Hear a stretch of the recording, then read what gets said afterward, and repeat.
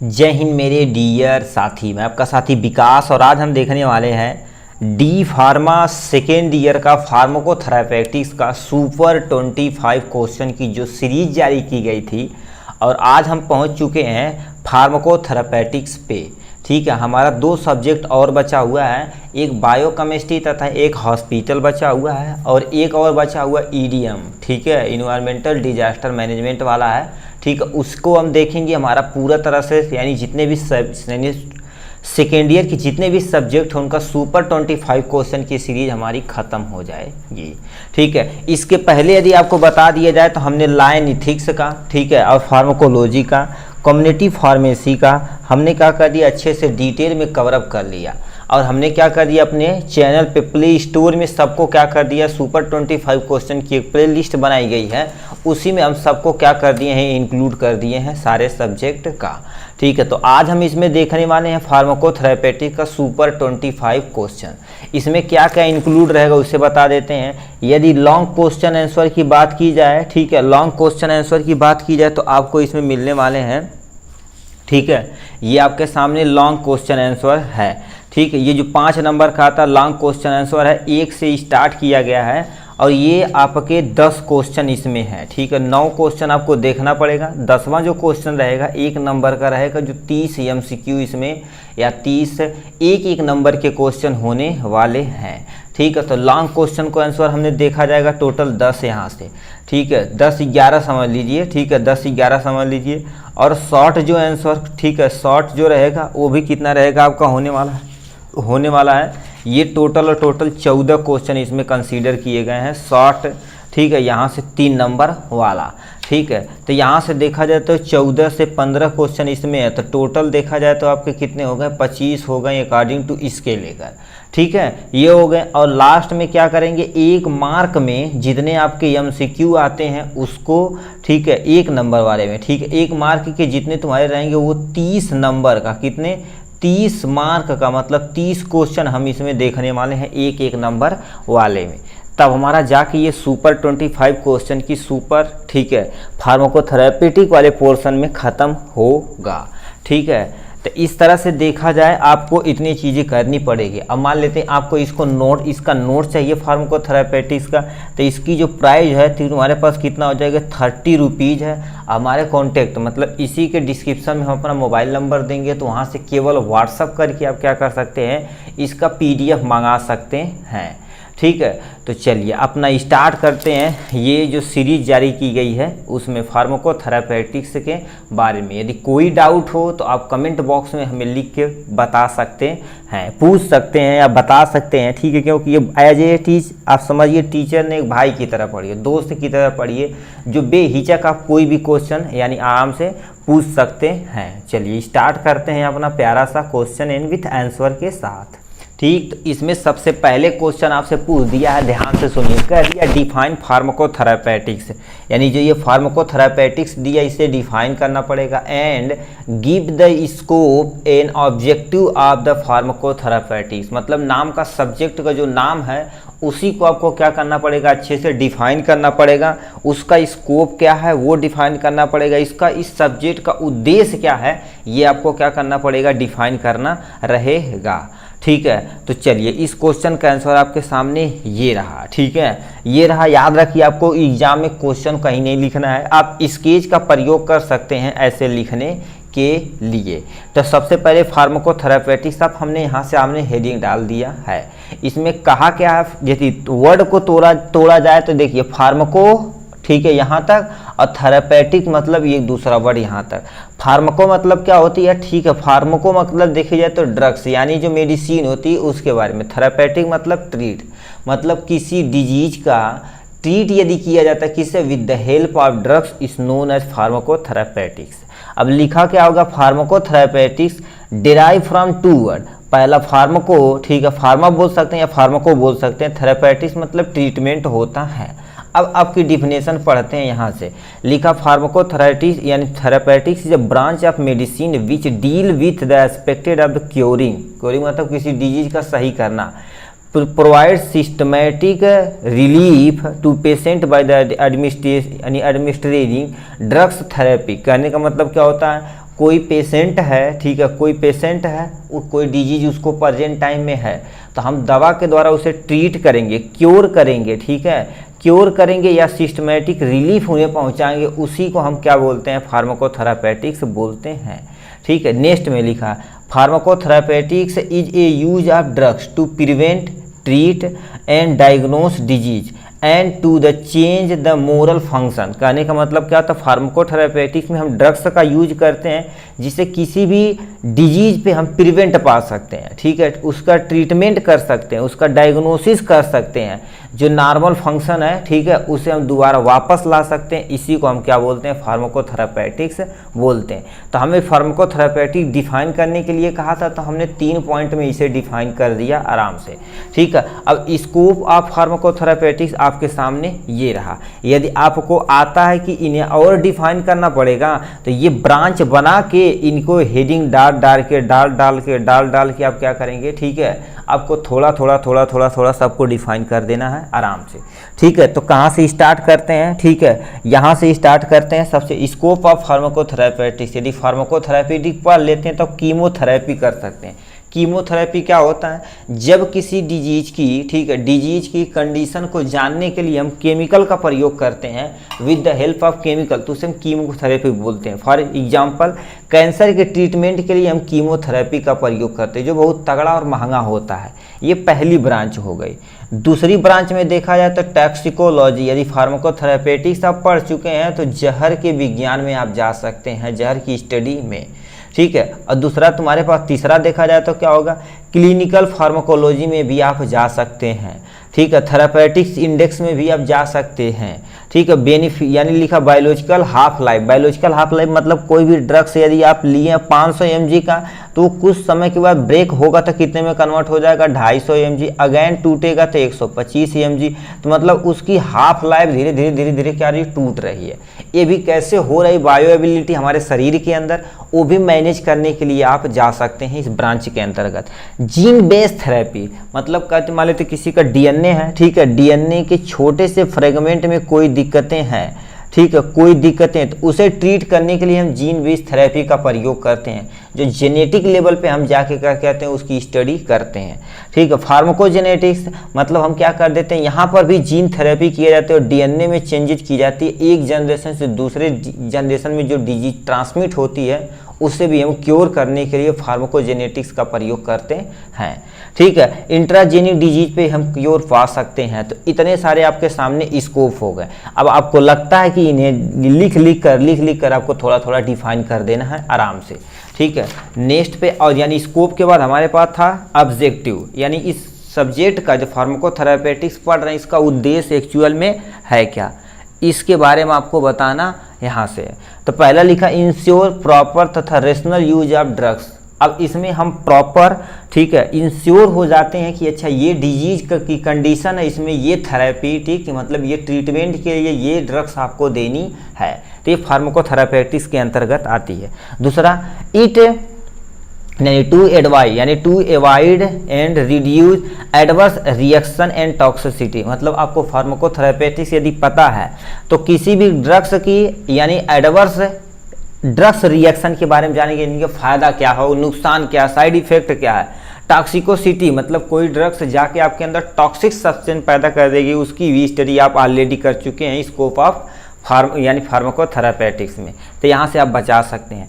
Next में लिखा to provide quality and effective drugs at an, ठीक, ऑप्टिमम कास्ट, मतलब क्या कर सकते हैं, आपको पता है कि इस डिजीज में ये मेडिसिन चलने वाली है, तो ड्रग्स की क्वालिटी, इफेक्टिव ड्रग्स मतलब जो ज़्यादा सूटेबल है जिस यानी डिजीज के लिए, उसे आप क्या कर सकते हैं, ऑप्टिमम कास्ट में उसे ट्रीट कर सकते हैं। यानी इंश्योर पेशेंट कॉम्प्लिकेशन मतलब जो पेशेंट की कॉम्प्लिकेशन की प्रक्रिया है उसे भी आप ट्रीट कर सकते हैं आराम से।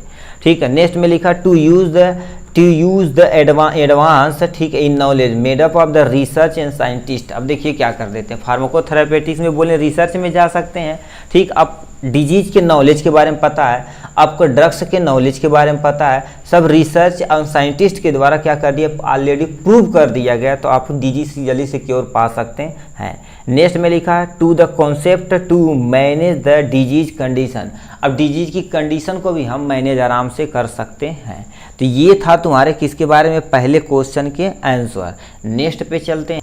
ठीक, नेक्स्ट क्वेश्चन हमसे कह दिया व्हाट इज हाइपर टेंशन, यानी एक्चुअल में हाइपर टेंशन क्या होता है इसके बारे में बताना पड़ेगा।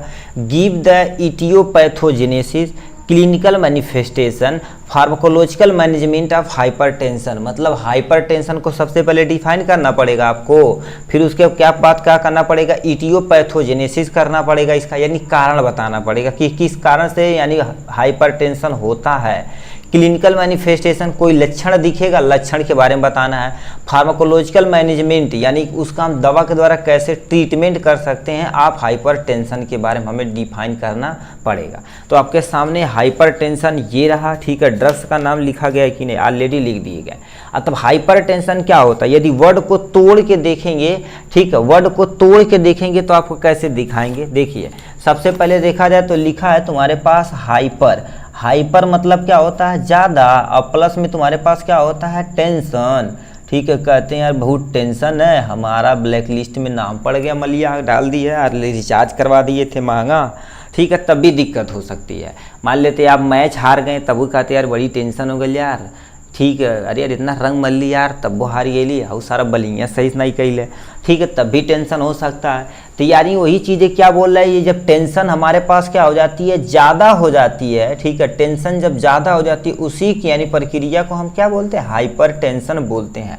तो टेंशन लेने का नहीं, टेंशन देने का भाई ज़िंदगी में, ठीक है, कभी भी, ठीक है, और कहीं भी, एक नहीं तो दूसरी, एक गई तो दूसरी आएगी, तुम नहीं तो कोई और सही आएगा, ठीक है। तो हाइपरटेंशन समझ गए यहाँ से। तो पहले पॉइंट में क्या लिखा, hypertension is a condition in which blood pressure of systemic artery increase beyond the normal BP is known as hypertension. कहने का मतलब क्या कह रहा था ये, जैसे हमारी ये ब्लड वेसल है यानी नस है, समझिए नस है। अब देखिए क्या एक्चुअल में होता है, ब्लड ऐसे फ्लो करता है जिसमें हम आरबीसी, डब्ल्यूबीसी, प्लेटलेट वगैरह बहुत सारी होती हैं। अब ब्लड फ्लो करेगा तो लिक्विड की प्रॉपर्टी होती है जिस कंटेनर में रखा जाता है उसकी कंटेनर की वॉल पे एक प्रेशर क्रिएट करता। तो ये जब बताओ हमारे ब्लड इस पे जाएगी तो इसके ऊपर एक प्रेशर क्रिएट करेगी वॉल के ऊपर, यानी वेसल जो आर्टरीज है उसकी वॉल के ऊपर एक प्रेशर क्रिएट करेगी। उसी प्रेशर को हम क्या बोलते हैं, ब्लड प्रेशर, क्योंकि वो प्रेशर किसके द्वारा प्रोड्यूस किया जा रहा है, ब्लड के द्वारा, तो ब्लड प्रेशर हो जाएगा।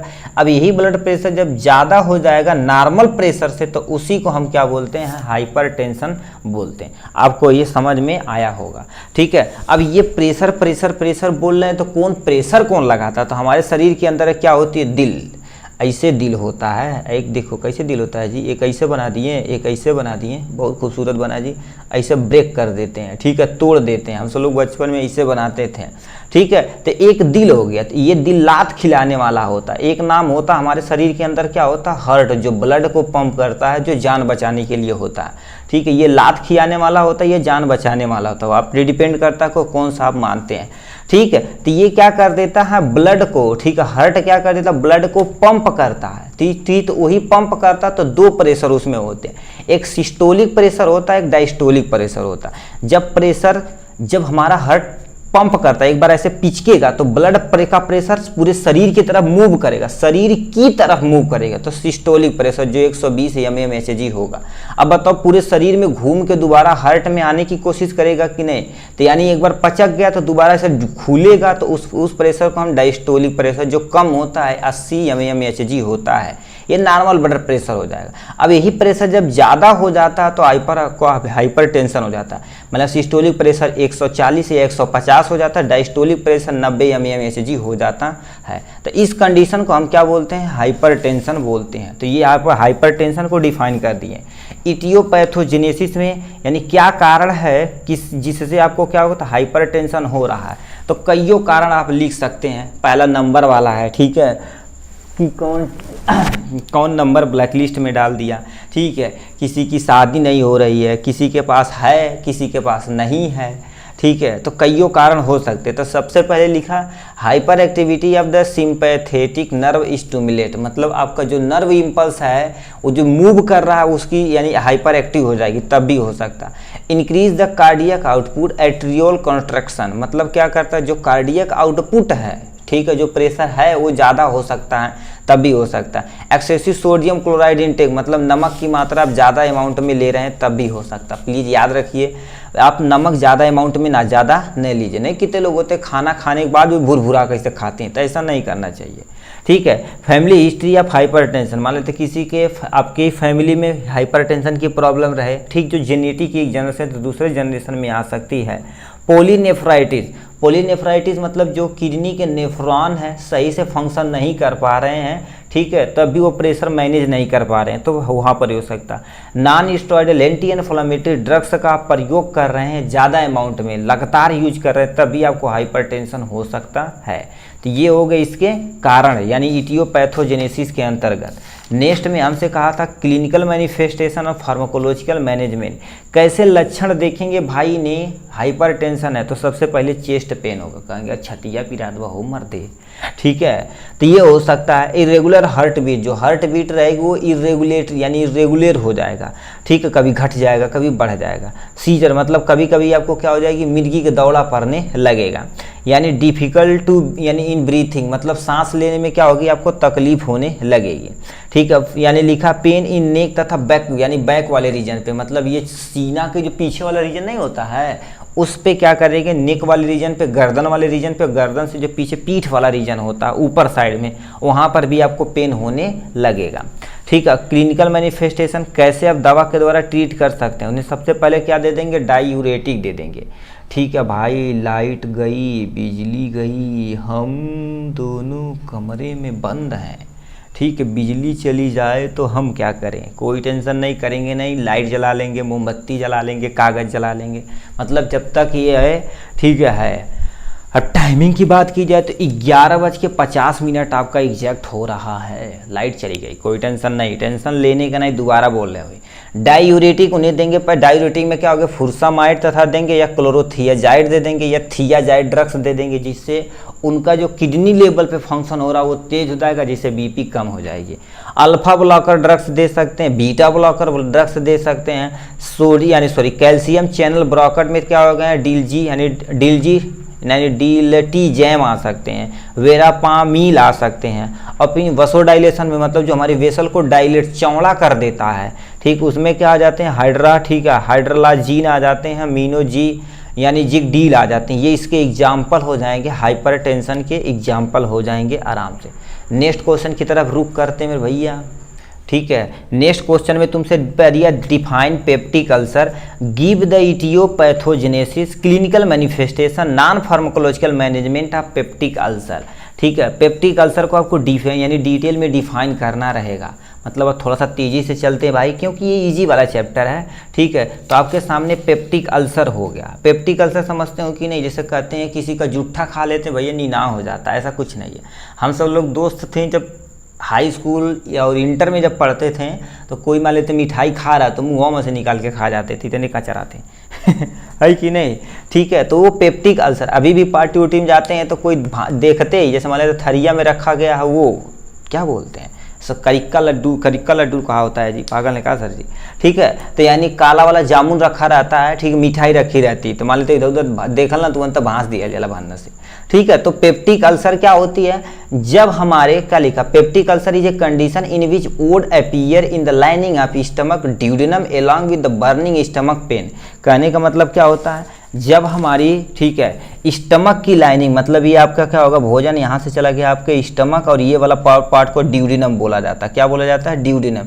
तो इनकी लाइनिंग पे क्या हो जाता है, कभी कभी घाव हो जाता है या सीएल के द्वारा किसी कारण के द्वारा घाव हो जाता है, तो उसी घाव को चाहे वो पेट में हो और ये ड्यूडेनम में हो तो उसी को हम पेप्टिक अल्सर बोलते हैं, ठीक है, पेप्टिक अल्सर बोलते हैं, ठीक है।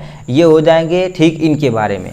अब तुम्हारे पास क्या एफ क्यों होता है, in case low pH in stomach, हमारे स्टमक में पीएच की मात्रा क्या हो गई है, पीएच की मात्रा घट गई है, तब भी आपको पेप्टिक अल्सर हो सकता है। अब कारण क्या हो सकते हैं इसे देखिएगा, क्योंकि हमसे क्या पूछा है भैया, देखिए यहाँ से हमसे पूछा है इटियोपैथोजेनेसिस, क्लिनिकल और फार्माकोलॉजिकल मैनेजमेंट। तो यानी आपके सबसे पहले Helicobacter pylori infected the stomach causing the inflammation. एक तरह की ये बैक्टीरिया होती है जो किससे जाती है, पेंटाप्रोजोल डोमप्रीडोन सस्टेन रिलीफ टैबलेट से जाती है। मान लीजिए किसी पर्सन को लंबे समय तक एसिडिटी की प्रॉब्लम बनती रहेगी, ठीक है, वो खाना खाएंगे प्रॉपर डाइजेशन नहीं होगा, तो उन्हें क्या कर दिया जाता है, कोई हेलिकोबैक्टर मारने के लिए एक एंटीबायोटिक के तौर के यानी पेंटाप्रोजोल डोम्प्रिडोन देते हैं और कुछ 1-2 एंटीबायोटिक दे देते हैं। ठीक है, तो इसमें क्या कर देते हैं, ये अब लंबे समय तक यदि आपके शरीर में रहेगा, ठीक है, हेलिकोबाइलोरिक बैक्टीरिया, तब भी डिजीज काजेज कर सकता है या पेप्टिक अल्सर करा सकता है। ठीक, यानी non steroidal anti inflammatory drug जैसे एस्प्रिन हो गया, यानी क्या हो गया, आइबुप्रोफेन हो गया, ये सब भी इसके एग्जाम्पल हो जाएंगे। ये यदि आप लंबे समय तक लेंगे तभी पेप्टिक अल्सर हो जाएगा। स्मोकिंग, मान लेते हैं आप सुट्टा उट्टा मार रहे हैं, ठीक है, सुट्टा मार रहे हैं, क्या जैसे सिगरेट पी रहे हैं, बीड़ी पी रहे हैं, तब भी आपको डिजीज हो सकती है। एल्कोहलिज्म, एल्कोहल मतलब ज़्यादा अमाउंट में आप एल्कोहल इंटेक कर रहे हैं तब भी हो सकती है। यानी रेडियोथेरेपी, रेडियोथेरेपी किसी को दी जाती तब भी हो सकती है। तो ये इसके कारण हो जाएंगे। अब यहाँ से क्लिनिकल मैनिफेस्टेशन क्या होगा, लक्षण देखने के मिल गए, पेन इन स्टमक, उनके पेट में दर्द होगा, ब्लोटिंग होगी, और दूसरा क्या होगी, जैसे जीरे में थलता उस टाइप में होगी। ठीक है, और हार्ट बर्न होगा, मतलब कभी कभी यानी देखेंगे, ठीक है, इस वाले रीजन पे मतलब पेट से ऊपर ये गला वाले रीजन पे कभी जैसे डेकार टाइप में आएगी तो जलन टाइप होगी। ठीक, वोमिटिंग होगी, ठीक है, वेट उनका लॉस हो जाएगा। तो समझिए ये सब यदि लक्षण दिखे तो समझ लो पेप्टिक अल्सर उन्हें हो चुका है। अब उसको ये ड्रग्स आती है, यहाँ पर तुम्हारे पास ड्रग्स दे रखा। एंटासिड का प्रयोग करेंगे। एंटासिड में जैसे मिल्क ऑफ मैग्नीशिया, जिसे हम क्या बोलते हैं, मैग्नीशियम हाइड्रॉक्साइड बोलते हैं। कैल्शियम कार्बोनेट जो हमारी एसिडिटी को क्या कर देता है, मेंटेन करता है। ठीक, हाइड्रोजन ब्लॉकर में तुम्हारे रेंटिडीन और क्या हो जाते हैं, सिमिटिडीन यानी सीमेटिडीन आ जाते हैं। ये इसके एग्जाम्पल हो जाएंगे। पीपीआई जिसे हम क्या बोलते हैं, पीपीआई प्रोटॉन पंप इनहिबिटर होते हैं। ये क्या कर देते हैं, जो प्रोटॉन पंप इनहिबिटर होते हैं उसे ब्लॉक कर देते हैं। इसमें ओमाप्राजोल, रेवाप्राजोल तथा पेंटाप्रोजोल की ड्रग्स आती है। ठीक है, एंटीबायोटिक में क्या, एजिथ्रोमाइसिन, एमॉक्सिसिलिन, जो सबसे ज़्यादा एमॉक्सिसिलिन, और इसमें से पेंटाप्रोजोल और डोम्प्रिडोन। ठीक है, डोम्प्रिडोन देवा नहीं किया इसमें। ठीक, एक ड्रग्स और होनी चाहिए, ठीक, जो क्या करेगी, हेलिकोबैक्टीरिया को किल करने के लिए प्रयोग की जाती है। तो इस तरह से देखा जाए तो पेप्टिक अल्सर को हमने कवर अप कर लिया आराम से। यहाँ से नेक्स्ट क्वेश्चन पे हम आ जाते हैं। क्या रखा, डिफाइन डायबिटीज मिलाइटस, यानी डायबिटीज मिलाइटस को आपको डिफाइन करना है। Give the etiopathogenesis, clinical manifestation तथा pharmacological management of diabetes mellitus. ठीक, इनके बारे में आपको डिफाइन करना है। तो आपके सामने ये रहा डायबिटीज मिलाइटस। तो सबसे पहले समझते हैं डायबिटीज होता क्या है। कभी कभी देखिए हमारे शरीर में नॉर्मल सुने होंगे शुगर इन्हें हो गया है, तो हमारे शरीर में क्या होता है कि इंसुलिन होता है, जिसमें बीटा एक सेल होता है जो इंसुलिन लेवल को मेंटेन करता है। याद रखिए जब बीटा सेल गड़बड़ हो जाती है, हमारी पैंक्रियाज की बीटा सेल जब गड़बड़ हो जाती है तो प्रॉपर अमाउंट में क्या कर सकती है, ठीक है, इंसुलिन का प्रोडक्शन नहीं कर पाती। तो हमारे अंदर जो शुगर लेवल है, ठीक, शुगर यानी चीनी की मात्रा क्या हो जाती है, हमारे ब्लड में बढ़ जाती है। तो उसी कंडीशन को डायबिटीज बोलते हैं। तो उसी का एक टाइप होता है जिसे हम डायबिटीज मिलाइटस बोलते हैं। अब इसमें क्या दिया है, लिखा डायबिटीज मिलाइटस यानी मिलाइटस इज एन इनहेरिटेड और an acquire chronic disease which is either causes due to the production of insulin insufficient amount, मतलब जो हमारी पैंक्रियाज सेल है इंसुलिन का प्रोडक्शन कर रही है मगर सफिशिएंट अमाउंट में नहीं कर रही है। अब यदि ये नहीं कर रही है तो due to efficiency of insulin produce होगा। ठीक है, यानी इफिशियंट अमाउंट में यानी होगा। तो when deficiency of insulin produced by the beta cell of insulin then causes the storage of glucose in blood level then causes diabetes। मतलब हमारे आपके शरीर के अंदर क्या हो जाएगी, जो शुगर लेवल है, ठीक, ग्लूकोज है शुगर के फॉर्म में, ठीक, ग्लूकोज है शुगर के फॉर्म में हमारे ब्लड में क्या होगा, स्टोरेज होने लगेगा। तब समझिए डिजीज काजेज उन्हें डायबिटीज हो जाएगा यहाँ से। ठीक है, तो ये होगा डायबिटीज के बारे में। इटियोलॉजी पे आ जाते हैं। ठीक है, इटियोपैथोजेनेसिस पे आ जाते हैं। सबसे पहले auto immune destruction of the beta cell pancreas, मतलब जो बीटा सेल है यानी हमारे पैंक्रियाज की, वो क्या हो जाएगी, सबसे पहले डिस्टर्ब हो जाएगी, जो सफिशिएंट अमाउंट में क्या कर पाएगी, इंसुलिन का प्रोडक्शन नहीं कर पाएगी। तब भी हो सकता है। जेनेटिक फैक्टर भी हो सकता है कि मान लेते आपके पीढ़ी में किसी को क्या हो, ये चीज़ें आपके पास हो यानी डायबिटीज हो, तब भी आपकी एक पीढ़ी से दूसरी पीढ़ी में आ सकता है। रेसिस्टेंस टू इंसुलिन फंक्शन, मतलब यानी जो फंक्शन प्रॉपर हो रहा है वो इंसुलिन रेसिस्टेंस हो गया, ले ही नहीं रहा सही से, तब भी हो सकता है। ओबेसिटी, बहुत ज़्यादा आपको मोटापा है, मोटका मोटका लोग बोलते हैं, ठीक है, कहते हैं यार कार्य मोटका, ठीक, लड़की रहती कार्य मोटकी, ऐसे बोलते हैं ना, ठीक। गांव में तो ऐसे चिढ़ाते हैं, करिया रहेगा तो करेठवा बोलेंगे, और मोट रहेगा तो मोटका बोलेंगे, गोरहर है तो गोरहर का बोलेंगे, कहेंगे गोरहर का आ गया मतलब कुछ भी बोल सकते हैं, ठीक है। तो थोड़ा सा तिरछा ताकेगा तो कहेंगे टेपरा। तो ये सब चीज़ हो सकती है। ओबेसिटी मतलब क्या हो सकती है, यदि बहुत ज़्यादा मोटापा होगा तभी उन्हें डायबिटीज़ का होने का खतरा हो सकता है। लॉक ऑफ फिजिकल एक्टिविटी मतलब खा रहे हैं बल भर, मगर कुछ है फंक्शन आप प्रॉपर फिजिकल फंक्शन नहीं कर पा रहे हैं, ठीक, दौड़ना हो गया, थोड़ा सा उठक बैठक हो गया, सपाट मार दिए, तो ये सब नहीं करेंगे। उठेंगे 8 बजे तन्ना के, फिर खाए होंगे, फिर सूतेंगे, तब तो होगा ही डायबिटीज़, ठीक। ये हो जाएगा इनके बारे में। अब यहाँ पर 2 चीज़ें और दे रखा, क्लिनिकल मैनिफेस्टेशन और फार्माकोलॉजिकल मैनेजमेंट के बारे में। थोड़ा स्पीड चलते हैं, ठीक है। अब देखिए किसी पर्सन को डायबिटीज़ हो जाएगा तो उनके आई पे सबसे, आँख पे सबसे ज़्यादा इफेक्ट पड़ेगा, ठीक है। मतलब उन्हें यदि आँखों के द्वारा क्या हो जाएगा, बलर विजन दिखाई देगा, सही से दिखने का नहीं, तो बलर विजन उन्हें होगा। दूसरे में तुम्हारे पास क्या लिखे हैं, फ्रीक्वेंटली इन्फेक्शन होगा with related healing to cut and wound, मतलब उन्हें कहीं कट लग जाए या कोई घाव हो जाए तो लंबे समय तक वो ठीक है नहीं होगा, क्योंकि वहाँ पर ग्लूकोज की मात्रा बढ़, जिससे बैक्टीरियल इन्फेक्शन का ग्रोथ तगड़ा हो रहा है, ठीक है। यानी पोलीफैगिंग मतलब स्ट्रिंग हैंगर, मतलब ज़्यादा क्या करेंगे वो खाएंगे, लाओ भाई कुछ खा लेंगे, ठीक है, मतलब मार देंगे आठ तंदूरी मार देंगे, पनीर पूरी सब पीट देंगे, ठीक, मतलब बल भर खाएंगे, ठीक है। यानी क्या होगा, पोलीयूरिया, ज़्यादा क्या करेंगे, यूरिनेशन करेंगे, पेशाब तगड़ा करेंगे, जल्दी आए पानी पिए, थोड़े समय बाद पेशाब लग गया, फिर पेशाब लग गया, फिर पेशाब लग गया, तो हो सकता है। फटीग देखा जाए तो क्या फटीग हो गया, हेडेक होगा, मतलब ज़्यादा उन्हें थकावट होगी, कभी कभी सर दर्द करने लगेगा, तो ये इनका यानी लक्षण देखने को मिलता है। फार्माकोलॉजिकल मैनेजमेंट में दवा के द्वारा कैसे ट्रीटमेंट किया जाता है, ठीक, तो इंसुलिन डिपेंडेंट उन्हें दिया जाता है इंसुलिन पेन, ऐसे एक इंसुलिन पेन होता है, इसी तरह से होता है। इस पेन में यहाँ पर पीछे की तरफ साइड दाबने वाला होता है, यहाँ छोटा सा पेन होता है। हम अपनी मसल चर्बी मतलब पेट के चर्बी को खींचते हैं उनकी स्किन पे, ठीक है, स्किन पे क्या कर देते हैं, हम इसे इंजेक्ट कर देते हैं, तो ये हो सकता है, ठीक है।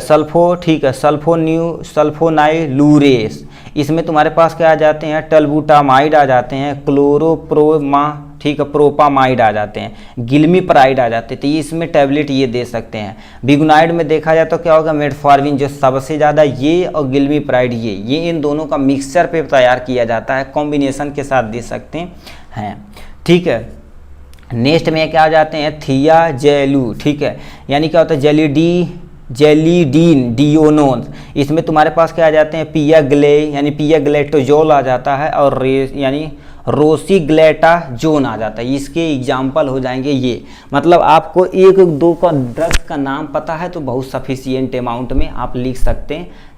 तो ये हो गया इनके बारे में। नेक्स्ट क्वेश्चन की तरफ रुक करते हैं भाई, ठीक है। नेक्स्ट क्वेश्चन आपसे कह रखा, what is malaria, actually malaria होती क्या है, give the etiopathogenesis, clinical manifestation, pharmacological management of malaria. तो सबसे पहले समझते हैं मलेरिया क्या होती है, ठीक है। ये मलेरिया सुने होंगे फर्स्ट ईयर में भी, तो ये मलेरिया क्या होती है, जैसे और सुने होंगे फार्माकोलॉजी जो पढ़ाया गया होगा तो उसमें भी बताया गया होगा मलेरिया, एंटी मलेरियल ड्रग्स के बारे में, ठीक है। तो यहाँ पर लिखा क्या होगा, malaria is life threatening disease transmitted through the bite of infectious female anopheles mosquito carry the plasmodium parasite. कहने का मतलब क्या कर देती, मान लीजिए कोई इन्फेक्टेड पर्सन है, उसके अंदर क्या होगी, मलेरिया के जो कॉजेज करने वाले यानी प्लाज्मोडियम पैरासाइट हैं, तो उन्हें क्या करेगी, एक मच्छर आके काटेगी, इसका क्या नाम है, फीमेल एनाफिलिस मॉस्किटो। ये यदि काटेगी तो किसी हेल्दी पर्सन में जाके उससे क्या करेगी, प्लाज्मोडियम को छोड़ेगी। प्लाज्मोडियम को छोड़ेगी तो वहाँ से क्या होगा, उसकी साइकिल कंप्लीट होगी इन दोनों में मिला के मतलब मॉस्किटो में और ह्यूमन में दोनों में मिला के लाइफ साइकिल कंप्लीट होगी। फिर दूसरे पर्सन को इन्फेक्टेड से यानी हेल्दी पर्सन में ऐसे ट्रांसमिट हो सकता है, ठीक है। तो लिखा the infected mosquito release the parasite into blood by the biting an individual. मतलब देखिए सबसे पहले क्या करेगी, कोई इन्फेक्टेड पर्सन है मलेरिया से, अब उन्हें मच्छर काटेगा, ठीक है, मच्छर काटेगा तो क्या करना पड़ेगा, उन्हें ज़्यादा क्या करेंगे, ठीक, उसका जो प्लाज्मोडियम रहेगा किसके अंदर रहेगा, मॉस्किटो के अंदर, वहाँ पर उसकी मल्टीप्लिकेशन होगा, ठीक है, उसके बाद किसी हेल्दी पर्सन को काटेगा तो उनके ब्लड में इंजेक्ट कर देगा, ऐसे काम हो जाएगा। ठीक, और जस्ट नीचे हमें क्या दे रखा है, इटियोपैथोजेनेसिस में मतलब कारण क्या हो सकता है। ठीक, तक लिखा causative agent of malaria protozoa यानी पैरासाइट ऑफ जीनस प्लाज्मोडियम, यानी प्लाज्मोडियम जीनस होता है, स्पीसीज इसका क्या हो सकता है, अलग अलग हो सकते हैं। Malaria also causes by the other species, जैसे मलेरिया वोवल, मलेरिया मलेरियाई यानी प्लाज्मोडियम क्या होती है, प्लाज्मोडियम फैल्सीफेरम होता है, प्लाज्मोडियम वीवैक्स होता है। तो ऐसे कईयों तुम्हारे पास कॉजेटिव एजेंट हो सकते हैं। अब ये डिपेंड करता है, ठीक है, लैब टेस्ट पे। ठीक है, किसी पर्सन को नहीं कहते हैं यार सुबह को बुखार चढ़ता है, किसी को कहते हैं सुबह दोपहर शाम 3 टाइम बुखार चढ़ता है, तो ये अपने आप को मल्टीप्लिकेशन करते हैं तो उस टाइम हमारा टेम्परेचर इंक्रीज होता है। ठीक, तो ऐसे कईयों कारण हो सकते हैं। लाइट नहीं आएगी क्या भाई, ठीक है, थोड़ा स्पीड इंक्रीज कराना पड़ेगा नहीं तो दिक्कत हो सकती है। ठीक है, ये हो गया इनके बारे में। अब देखिए यहाँ से क्लिनिकल मैनिफेस्टेशन तथा फार्माकोलॉजिकल मैनेजमेंट के बारे में आपको दे रखा कि पैसे लक्षण देखेंगे तो उन्हें फीवर हो जाएगा, फटीग होगी, येलो यानी स्किन क्या हो जाएगी, पीली कलर की हो जाएगी, चिल, ठीक, यानी ठंडक लगेगी, हेडेक होगा, एनीमिया यहाँ से हो सकता है। तो ये क्लिनिकल मैनिफेस्टेशन के अंतर्गत आता है। फार्माकोलॉजिकल मैनेजमेंट दवा के द्वारा क्या कर सकते हैं, एंटी मलेरियल ड्रग्स का प्रयोग कर सकते हैं। जो फार्माकोलॉजी में पढ़े होंगे एंटी मलेरियल ड्रग्स, क्लासिफिकेशन तगड़ा पढ़े होंगे। ठीक है, तो उसमें क्या हो जाएगा, क्लोरोक्यूनोन उन्हें दिया जाता है, क्यूनीन दिया जाता है। दूसरा क्या हो जाएगी, प्रीमाक्यून दिया जाता है। क्या तीसरा में क्या हो जाएगा, मेफ्लोक्यून दिया जाता है, यानी कि डॉक्सीसाइक्लिन दिया जाता है। और नेक्स्ट में देखा जाए तो एटोसवाक्यूआन दिया जाता है। यानी ये सब ड्रग्स का नाम है, दवा का नाम है, जिससे हम दवा के द्वारा उन्हें ट्रीट कर सकते हैं। तो ये होगा मलेरिया के बारे में। नेक्स्ट पे चलते हैं। ठीक, तो नेक्स्ट क्वेश्चन हमें दे रखा है रिमेटॉइड आर्थराइटिस होता क्या है। इसके बारे में सबसे पहले इसका इंट्रोडक्शन देखना है, फिर इसका इटियोलॉजी देखना है। टाइप नहीं देखेंगे तभी कोई टेंशन नहीं है, ठीक, मगर हम पीडीएफ में डाल देंगे तो आप यहाँ से थोड़ा सा देख लीजिएगा, क्योंकि हमसे पूछा है आर्थराइटिस होता क्या है, फार्माकोलॉजिकल ट्रीटमेंट, और इसका तुम्हारे पास इटियोलॉजी हमसे पूछा है। ठीक है, तो यहाँ से लिखा आर्थराइटिस होता क्या। कभी कभी सुनेंगे जोड़ों का दर्द बहुत तगड़ा होता है। ठीक, तो जोड़ों का जो दर्द होता है एक तरह का हमारे पास क्या होगा, रिमोटॉइड आर्थराइटिस होता है। तो इसमें एक्चुअली में होता क्या है, ठीक है, इसे ध्यान से सुनिए। देखिए इसमें कहते क्या हैं, ठीक है, यहाँ पर देखिए कहाँ चला गया जी, यहाँ से पहला पॉइंट में तुम्हारे पास लिखा है, यानी क्या होता है, rheumatoid arthritis is a chronic progressive inflammatory मस्कुलो skeletal disorder होता है। अफेक्ट करता मेनली मल्टीपल ज्वाइंट को, कनेक्टिव टिश्यू को, मसल को, टेंडन, फाइबर टिश्यू को ये क्या कर देता है, इफेक्ट करता है। कहने का मतलब क्या होता है, जैसे हमारी जोड़ होती है यानी ज्वाइंट होता है, एक से दूसरे ज्वाइंट में क्या हो जाता है, कभी कभी सूजन हो जाती है या कभी डिसलोकेशन हो जाता है, इधर उधर चला जाता है। ठीक है, तो वही तरह का ज्वाइंट में, ठीक है, कनेक्टिव टिश्यू मतलब हमारे पास जो कनेक्टिव टिश्यू है जो ब्लड से ब्लड को नहीं यानी स्किन से हड्डी को जोड़ते हैं। ठीक है, स्किन को हड्डी से, मसल को हड्डी से जोड़ते हैं या हड्डी को हड्डी से जोड़ते हैं। तो उसमें क्या हो जाती है, कभी कभी इन्फ्लामेशन हो जाती है, मतलब थोड़ा सा सूजन हो जाएगी, दर्द के साथ बहुत तगड़ा दर्द करेगा। तो उसे समझिए क्या होगा, रिमेटॉइड आर्थराइटिस हो चुका है। ठीक है, यहाँ से टाइप दे सकते हैं, देख सकते हैं। ठीक है, दिया नहीं, हमें क्या दिया, आर्थराइटिस इटियोलॉजी के बारे में पूछा है। देखिए लाइट भी आ गई भाई। ठीक है, यहाँ से आ जाते हैं, इसे हम बंद कर देते हैं यहाँ से। ठीक है, तो यहाँ से क्या होगा, इटियोलॉजी आप यहाँ से देख सकते हैं। इटियोलॉजी में क्या होगा, द एग्जैक्ट कॉजेज ऑफ मतलब रिमेटॉइड आर्थराइटिस इन नॉन, हम नहीं जानते हैं, but is believed to the result of the following factor, जैसे ये जेनेटिक हो सकता है। ठीक, दूसरा क्या हो जाएगी, इन्वायरमेंटल फैक्टर हो सकता है, आपकी लाइफ स्टाइल कैसी है, आप कैसे इन्वायरमेंट में रह रहे हैं, ये सब चीज़ें कारण हो सकता है। प्रॉपर इसका साइज वगैरह नहीं कर रहे तब भी हो सकता है। ठीक है, हार्मोनल इम्यूनिटी मतलब क्या होगा, हार्मोनल इम्यूनिटी क्या होती है, एबनॉर्मल इम्यूनिटी मतलब आपकी इम्यूनिटी ऑटो इम्यून तुम्हारे पास रिस्पॉन्स नहीं कर रहा तब भी हो सकता है, हार्मोनल भी हो सकता है। तो ये इटियोलॉजी हो जाएगा। पैथोजेनेसिस हमसे नहीं पूछा है। अब यहाँ से क्लिनिकल पूछा है और मार्फोलॉजिकल पूछ दिया। तो क्लिनिकल तुम्हारे पास क्या हो जाएगा, लक्षण देखने के लिए क्या मिलता है, ज्वाइंट में क्या होगा, पेन होगा, ज्वाइंट उनकी क्या हो जाएगी, स्वेलिंग हो जाएगी, क्या हो जाएगी, ज्वाइंट स्वेलिंग हो जाएगी। इसे हम लिख देते हैं, देखिए जो अंडरलाइन करेंगे पीडीएफ में उसी को आप ज़्यादा फोकस करिएगा, इसे कर दीजिएगा। ठीक है, क्योंकि ये पूछा गया है। ठीक है, जो पूछा गया उसी के अनुसार आपको क्या करते हैं, थोड़ा तेज़ी से पढ़ना है। ठीक, ज्वाइंट स्वेलिंग हो जाएगी मतलब जोड़ जो रहेगा वो क्या हो जाएगा, थोड़ा सा सूजन हो जाएगा उसमें। ठीक है, यानी क्या लिखा वार्थ, ठीक है, यानी कभी कभी सूजन के साथ दर्द होगा तगड़ा, और रेडनेस वहाँ पर क्या हो जाएगी, थोड़ा सा लाल टाइप में हो जाएगा। ज्वाइंट स्टिफनेस हो जाएगी, ठीक, स्टेपेस हो जाएगी, मतलब एक बार बैठ गए तो उठेंगे कहेंगे अरे बाप हो बाप, नहीं तो बूढ़ टाइप में आदमी होते हैं तो क्या कर देते हैं, जब खड़े रहते हैं तो कोई टेंशन नहीं, बैठते हैं तब भी दर्द होता है, जब बैठ कर उठते हैं तो बहुत तगड़ा दर्द होता है। ठीक, अदर सिम्टम में तुम्हारे पास क्या हो जाएगी, फटीग, थकाव देखने को मिलती, लॉस ऑफ एपेटाइटिस, भूख उनकी क्या हो जाती है, प्यास मर जाती है, जैसे प्यार में नहीं होता, भूख और प्यार सब खत्म, प्यास खत्म हो जाती है। ठीक है, नाक की नीच चली जाती है, निदिया चली जाती है, तो ये सारी चीज़ें हो सकती हैं। ठीक है, अब क्लिनिकल मैनिफेस्टेशन यानी दवा के द्वारा कैसे ट्रीट किया जा सकता है।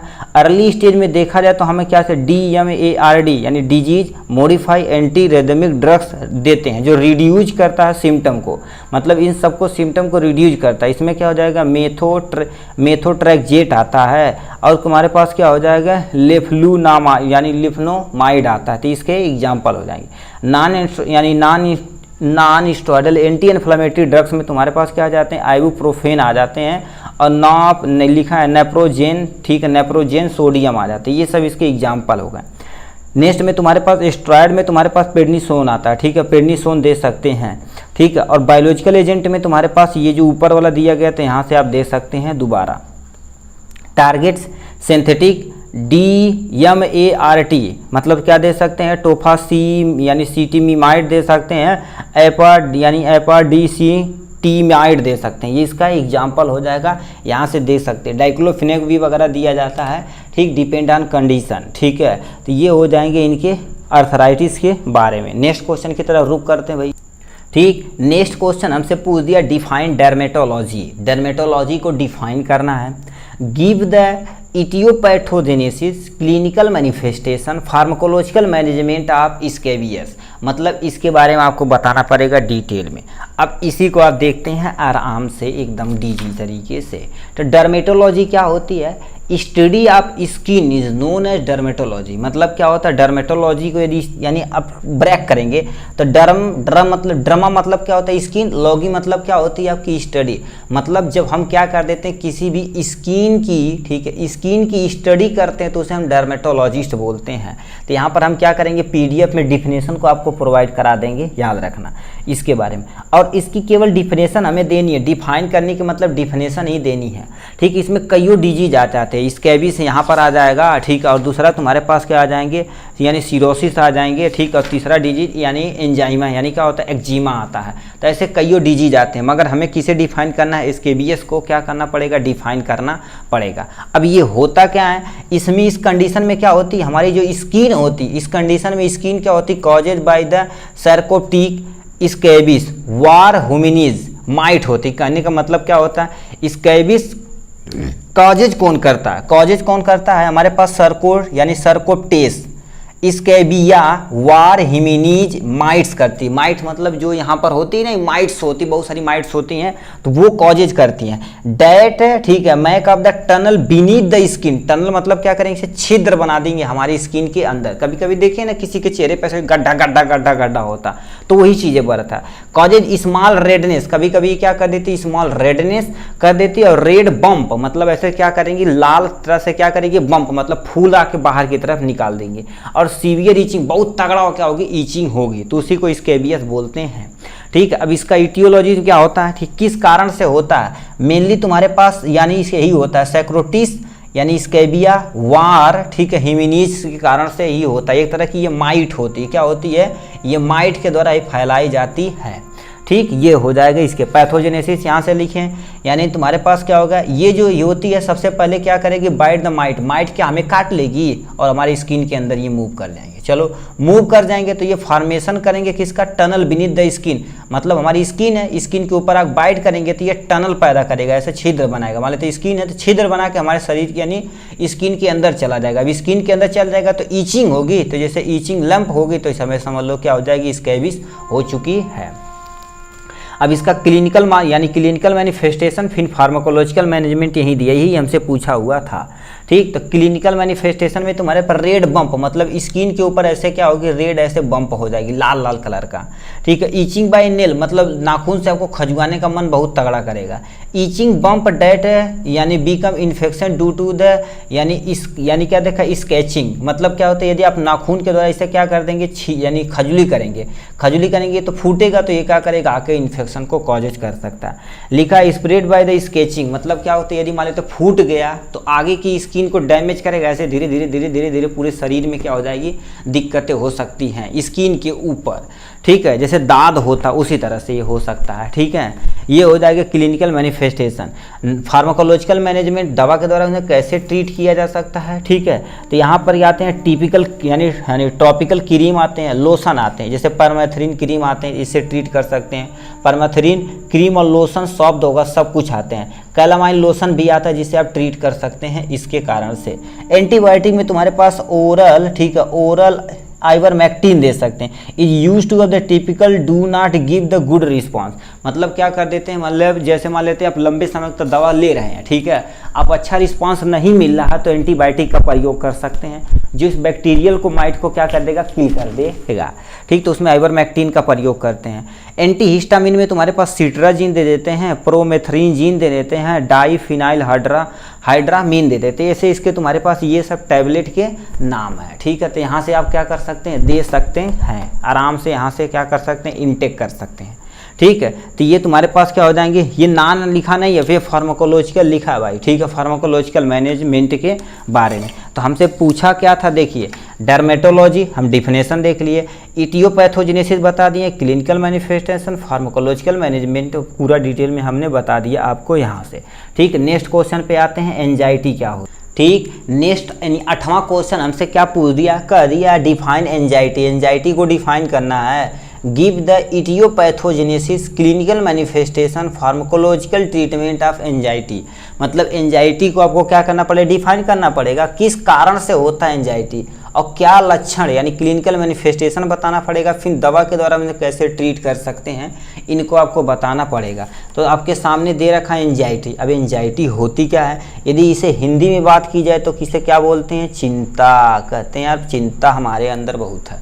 ठीक। देखिए चिंता क्या कहते हैं वो आयु को खा जाती है। ठीक है। देखो चिंता कोई ना करिए, बहुत सारे लोगों को एग्जाम की टेंशन होगी यानी चिंता होगी, चिंता करने से कुछ नहीं होगा, आप मेहनत करते रहिए भाई। ठीक है। वो चिंता दूर कर दीजिए आप।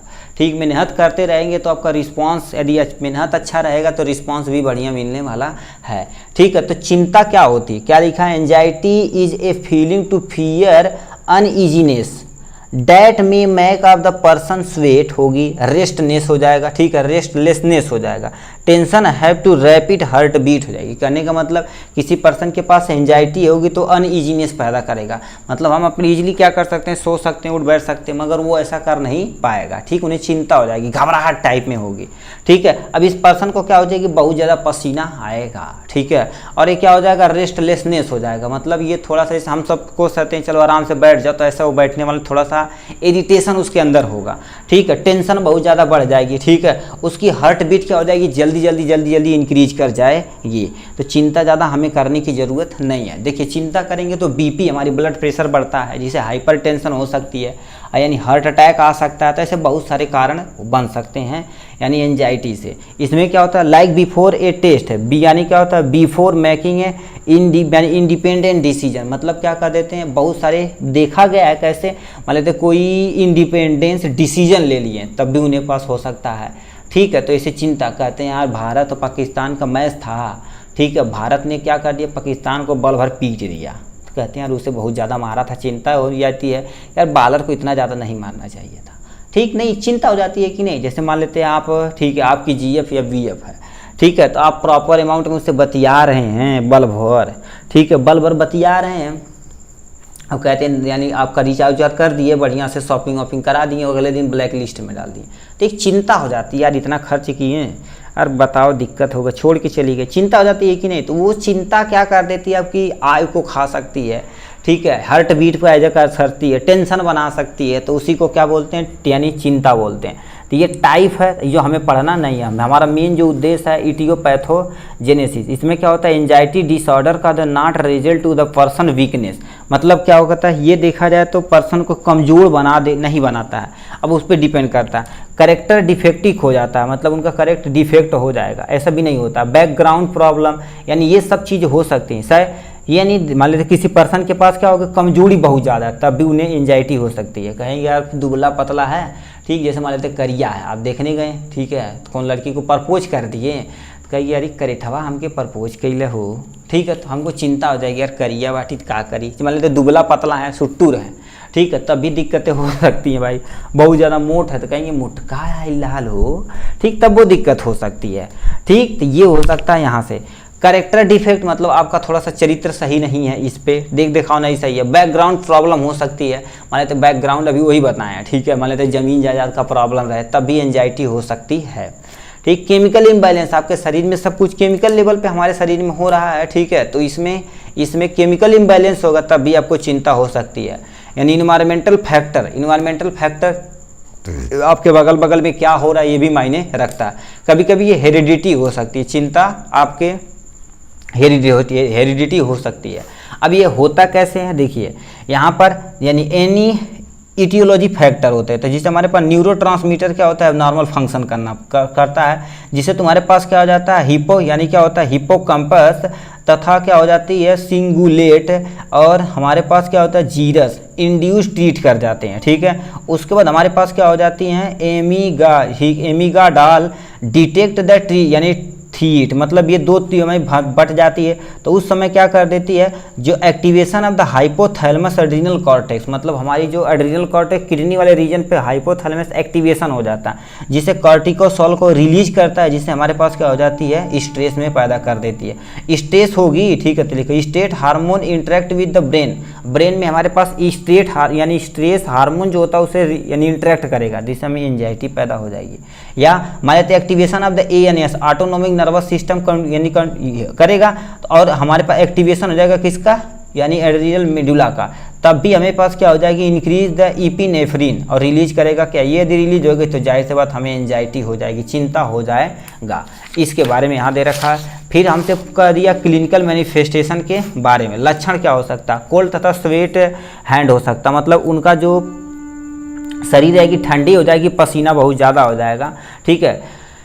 और क्या लिखा है, ड्राई माउथ, उनकी माउथ क्या मुंह जल्दी जल्दी सूख जाएगा, ठीक। नोजिया हो सकती है, ब्रीथिंगनेस यानी ब्रीथनेस हो सकता है, मतलब उनकी जो सांस होती है रुक रुक के चलेगी, कहते हैं धड़कन तेज हो जाती है, ठीक है। नाइट मार्क मतलब क्या होगा, स्वप्न, मतलब ज़्यादातर उन्हें सपना आएगा, ठीक है। यानी फीलिंग पेनिंग तथा फियर पैदा करेंगे, मतलब थोड़ा सा डरा डरा रहेंगे, ठीक है। अनकंट्रोलेबल थॉट, मतलब अपनी कंट्रोल को थॉट यानी अपनी कंट्रोल को क्या, अपनी जो थॉट रहेगी, सोच रहेगी, उसे कंट्रोल नहीं कर सकते हैं। डिफिकल्ट इन स्लीपिंग, मतलब सोने में उन्हें प्रॉब्लम हो सकती है, तो इसे दिखाएंगे तो आपको स्लीपिंग पहले ही दवा दी जाती है स्लीपिंग के लिए, ठीक है। अब नॉन फार्माकोलॉजिकल मैनेजमेंट के लिए आप जो दिया नहीं आपके सिलेबस में, ठीक है, क्वेश्चन में नहीं पूछा था, सिलेबस में तो है ही है। फार्माकोलॉजिकल में तुम्हारे पास क्या आ जाते हैं, इसमें देने एंटी एंजाइटी ड्रग्स में क्या हो जाते हैं, बेंजाडिया यानी डियाजीन यानी डियाजेपिन देते हैं, यानी क्या लिखा, बेंजाडियाजेपिन देते हैं।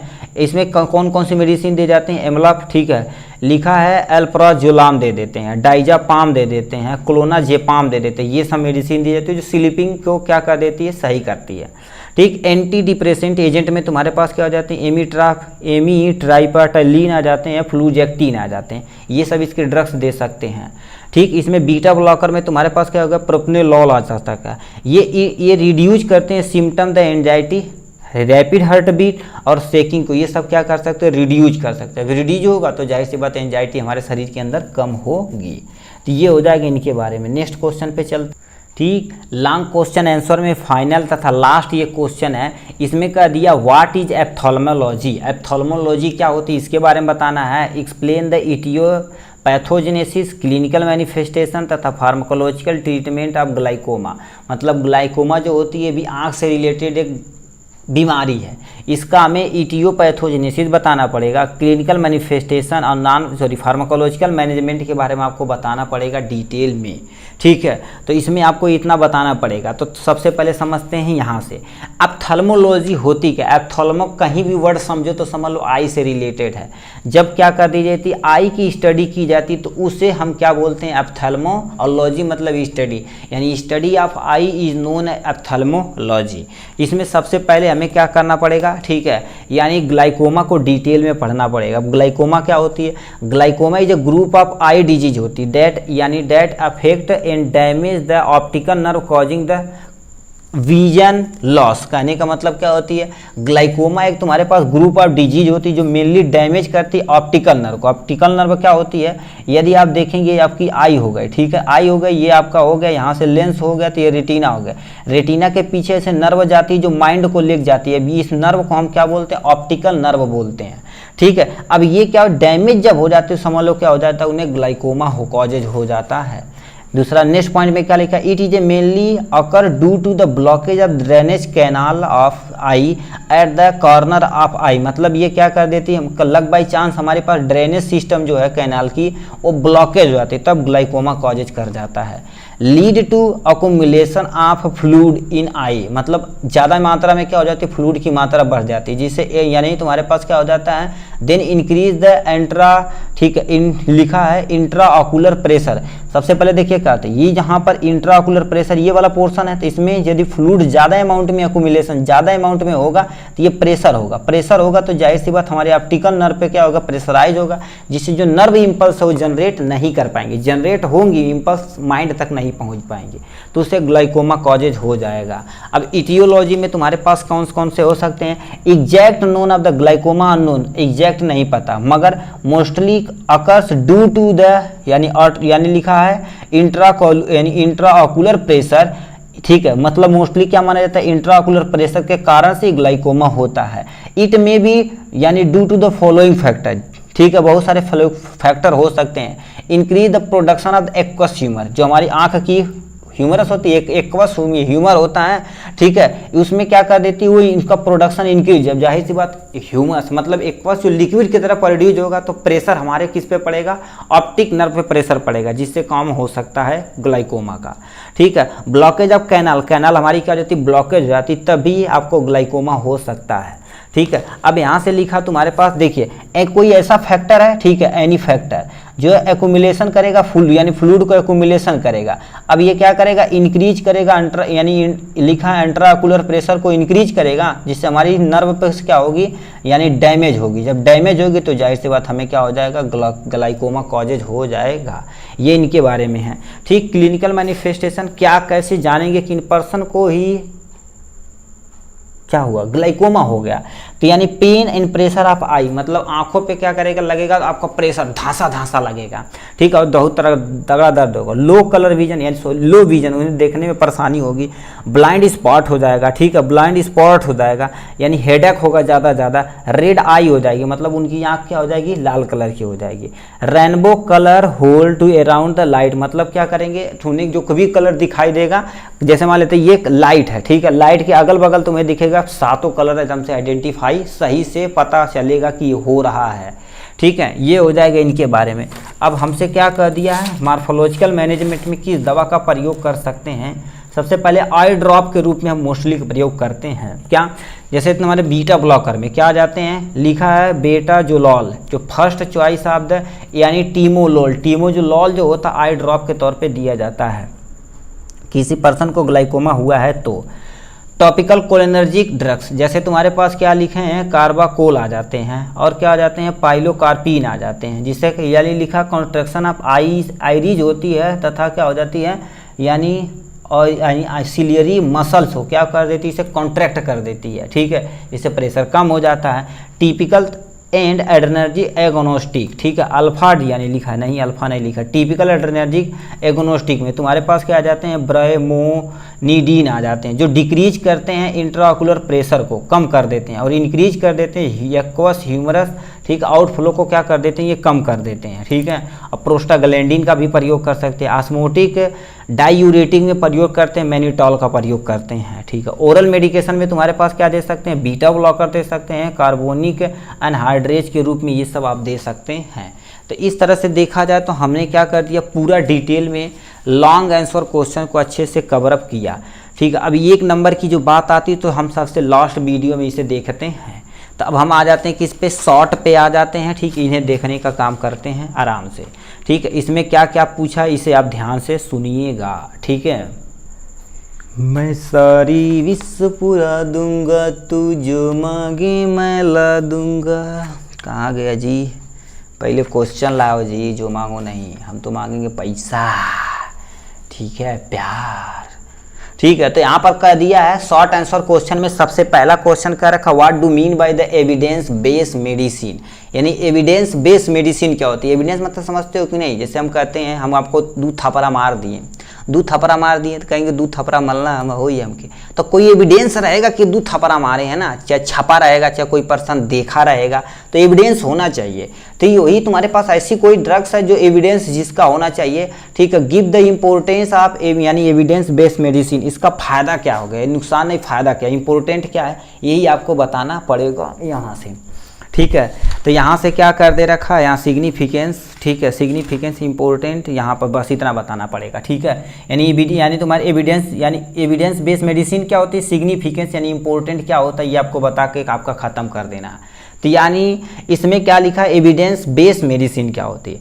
जैसे मान लेते हैं evidence based medicine is the systematic approach to the medicine in which doctor तथा other health care professional use, ठीक, यूज ऑफ करेंट बेस यानी based scientific evidence for the clinical research to make the decision about the cure clinic patient. कहने का मतलब क्या होता है, evidence medicine ऐसी होती जो सिस्टमेटिक अप्रोच की जाती है, और ये मेडिसिन देखा जाए तो क्या होती है, यानी मेडिसिन इन विच डॉक्टर के द्वारा अदर हेल्थ केयर प्रोफेशनल के द्वारा यूज किया जाता है, जो ज़्यादा से ज़्यादा क्या होगा, किसी भी डिजीज पे क्या कर सकते हैं हम, क्योर पा सकते हैं।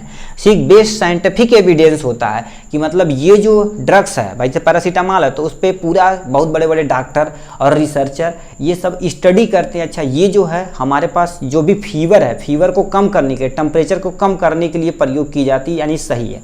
तो ऐसे तुम्हारे पास क्या हो जाते हैं, use of current based scientific evidence दी जाती है क्लिनिकल रिसर्च के द्वारा, ठीक है। और बहुत सारी लैब टेस्टेड वगैरह होती है जिससे हम पता कर जाते हैं कि यानी पेशेंट को देंगे तो सही डिसीजन में उसे उस डिजीज पे क्योर पाई जा सकती है, उसी को हम क्या बोलते हैं, एविडेंस बेस्ड मेडिसिन बोलते हैं।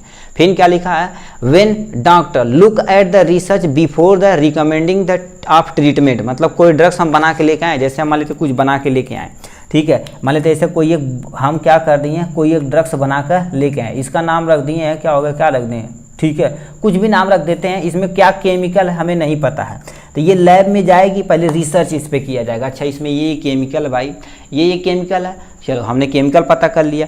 अब ये जो है, ठीक है, किस डिजीज पे क्योर पाए जा रहे हैं ये भी रिसर्च हमने पैदा कर लिया, तो डॉक्टर को क्या कर दिया जाएगा, एविडेंस मिल जाएगा, अच्छा रिसर्च के जरिए सही है, लैब टेस्ट सही है, तो इस डिजीज के लिए ये सही है, तो क्या करेंगे, ट्रीटमेंट के लिए डॉक्टर रिकमेंड करेंगे। तो ये बताओ एविडेंस हुआ कि नहीं, तो इसी को एविडेंस बेस्ड मेडिसिन बोलते हैं। They are the using evidence medicine, जो सबसे ज़्यादा हम क्या करते हैं, प्रयोग करते हैं, ठीक है। अब यहाँ से सिग्निफिकेंस दे रखा, ठीक है, यानी इंपॉर्टेंट क्या होती है इसके बारे में दे रखा। The use of evidence made is crucially यानी important in the maintaining quality medication care, मतलब क्या करेंगे, यदि एविडेंस बेस्ड मेडिसिन का प्रयोग करेंगे तो कोई भी डिजीज है तो उसकी क्वालिटी को हम क्या कर सकते हैं, ठीक है, डिजीज है तो उसका जो ड्रग्स ले रहे हैं ड्रग्स की क्वालिटी इंप्रूव करके उस डिजीज को हम ट्रीट कर सकते हैं। And ensure good clinical outcome, मतलब उससे जो भी आउटपुट निकलेगा हमें ज़्यादा से ज़्यादा क्या निकलेगा, सही ही निकलेगा। इट प्रोवाइड कॉस्ट इफेक्टिव यानी मेडिकल केयर, मतलब कॉस्ट इफेक्टिव होना चाहिए कि मतलब ज़्यादा से ज़्यादा पैसा भी नहीं लगे, ये होना नहीं चाहिए। Promote can be treat and the outcome, मतलब क्या कर देते हैं, ये ज़्यादा से ज़्यादा कोई ड्रग्स है मतलब किसी पे यूज किए हैं तो जल्दी जल्दी उस पर कोई ना कोई आउटकम यानी आउटपुट मिले। It help to of the stabilising national standard of patient care, मतलब वो क्या होगा, ज़्यादा ज़्यादा स्टेबल हो, ठीक है, स्टेबल हो, पेशेंट केयर के लिए हमारा सूटेबल हो और स्टैंडर्ड तरीके से वो जल्दी जल्दी काम करे आराम से।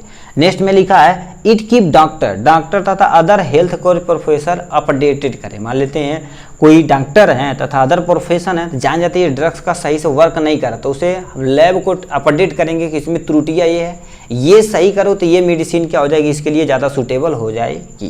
तो ये होगा इम्पोर्टेंस के बारे में। नेक्स्ट में हमसे क्वेश्चन पूछ दिया है, ठीक है, इसमें नेक्स्ट में हमसे क्वेश्चन पूछ दिया हाइपरलिपिडीमिया के बारे में, ठीक है। तो इसमें कह दिया हमें क्या क्वेश्चन पूछा, डिफाइन हाइपरलिपिडीमिया क्या होती है, इसके प्रकार क्या होते हैं, क्लिनिकल मैनिफेस्टेशन ऑफ हाइपरलिपिडीमिया। मतलब सबसे पहले क्या करना पड़ेगा, हाइपरलिपिडीमिया होती क्या है, इसके प्रकार कितने होते हैं और इसके क्लिनिकल मैनिफेस्टेशन क्या होते हैं हाइपरलिपिडीमिया के बारे में, इसको आपको डिफाइन कर देना है यहाँ से। तो सबसे पहले हम समझते हैं क्या होगा हाइपरलिपिडीमिया होती क्या है, ठीक है। ये भाई कॉपी हटा रहे हैं, इसी को पढ़ना है, ठीक। हाइपरलिपिडीमिया, लिपिडीमिया मतलब लिपिड होता है, हाइपर मतलब ज़्यादा होता है। जब किसी शरीर के अंदर, जब किसी भी ह्यूमन बॉडी के अंदर लिपिड की मात्रा ज़्यादा हो जाती है तो उस कंडीशन को हम क्या बोलते हैं, हाइपरलिपिडीमिया बोलते हैं, ठीक है। जैसे कहते हैं ना बहुत ज़्यादा तुम्हारे पास चर्बी हो, चर्बी आ गई बाटा एकदम से बोलते हैं ना, तो मतलब चर्बी मतलब लिपिड की मात्रा क्या हो गई, फैट की मात्रा ज़्यादा हो गई है, ठीक है। अब लिखा क्या हो गया, हाइपरलिपिडीमिया कह रखा है, hyperlipidemia is a condition in which level of fat यानी lipid in the blood cholesterol triglycerol increase abnormally, मतलब जितना नॉर्मल होना चाहिए उससे नॉर्मल से कईयों गुना ज़्यादा हो जाता तो उस कंडीशन को हाइपरलिपिडीमिया बोला जाता है। फिर क्या होगा, आल्दो हाइपरलिपिडीमिया इज हेरिडिटी, कभी कभी ये हेरिडिटी हो सकती है, मान लेते हैं आपके दादा मामा खूब मोटी माटा हैं, ठीक है, मम्मी मोटी हैं, तब भी आपके शरीर के अंदर आ सकती है। या कभी कभी क्या कर सकती है, आप डाइट सही से नहीं रहे हैं तो तब भी हो सकती है। But is the mostly common use to life style factor, मतलब मोस्टली देखा जाए तो लाइफ स्टाइल फैक्टर पे डिपेंड करता है, आपकी डाइट कैसी है, हाई मतलब जो भी डाइट ले रहे हैं उसमें यानी फैट की मात्रा यानी लिपिड की मात्रा ज़्यादा अमाउंट में है तब भी हो सकता है। नो प्रॉपर एक्सरसाइज मतलब केवल हुर रहे हैं, खा रहे हैं, ठीक है, आप प्रॉपर एक्सरसाइज नहीं कर रहे हैं तब भी हो सकता है इस कंडीशन में हाइपरलिपिडीमिया। अब कच्छा टाइप इसके कितने होते हैं, तीन टाइप के, यानी क्या होगी लिपिड देखा जाए तो 3 तरह के होते हैं, ठीक है। एक तुम्हारे पास लो डेंसिटी लिपोप्रोटीन होते हैं, एक वेरी लो यानी लो डेंसिटी लिपोप्रोटीन होते हैं, एक हाई डेंसिटी लिपोप्रोटीन होते हैं। इसे क्या बोला जाता है, बैड, ठीक है, बैड कोलेस्ट्रॉल भी बोला जाता है, ठीक है, बैड कोलेस्ट्रॉल भी बोला जाता है, ठीक, जो हमारे शरीर के लिए क्या होता है ज़्यादा खराब होती है, ठीक।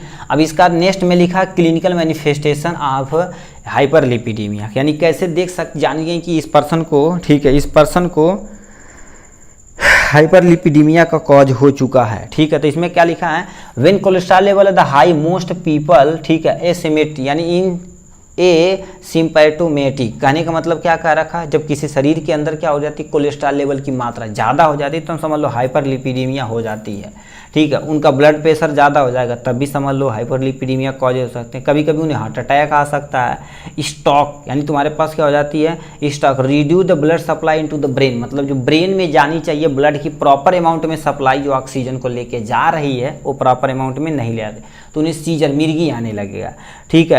यानी लिखा है जेंथोमैक्स में तुम्हारे पास जो यानी फैटी एसिड है प्लेक ऑन स्किन के ऊपर क्या करेगी, डिपोजिट होगी, इन्हें चर्बी ज़्यादा बोलते हैं, कहते हैं चर्बी ज़्यादा बढ़ जाती है तो वो क्या हो जाएगी, बढ़ जाएगी, तो समझ लो हाइपरलिपिडीमिया उन्हें हो चुका है।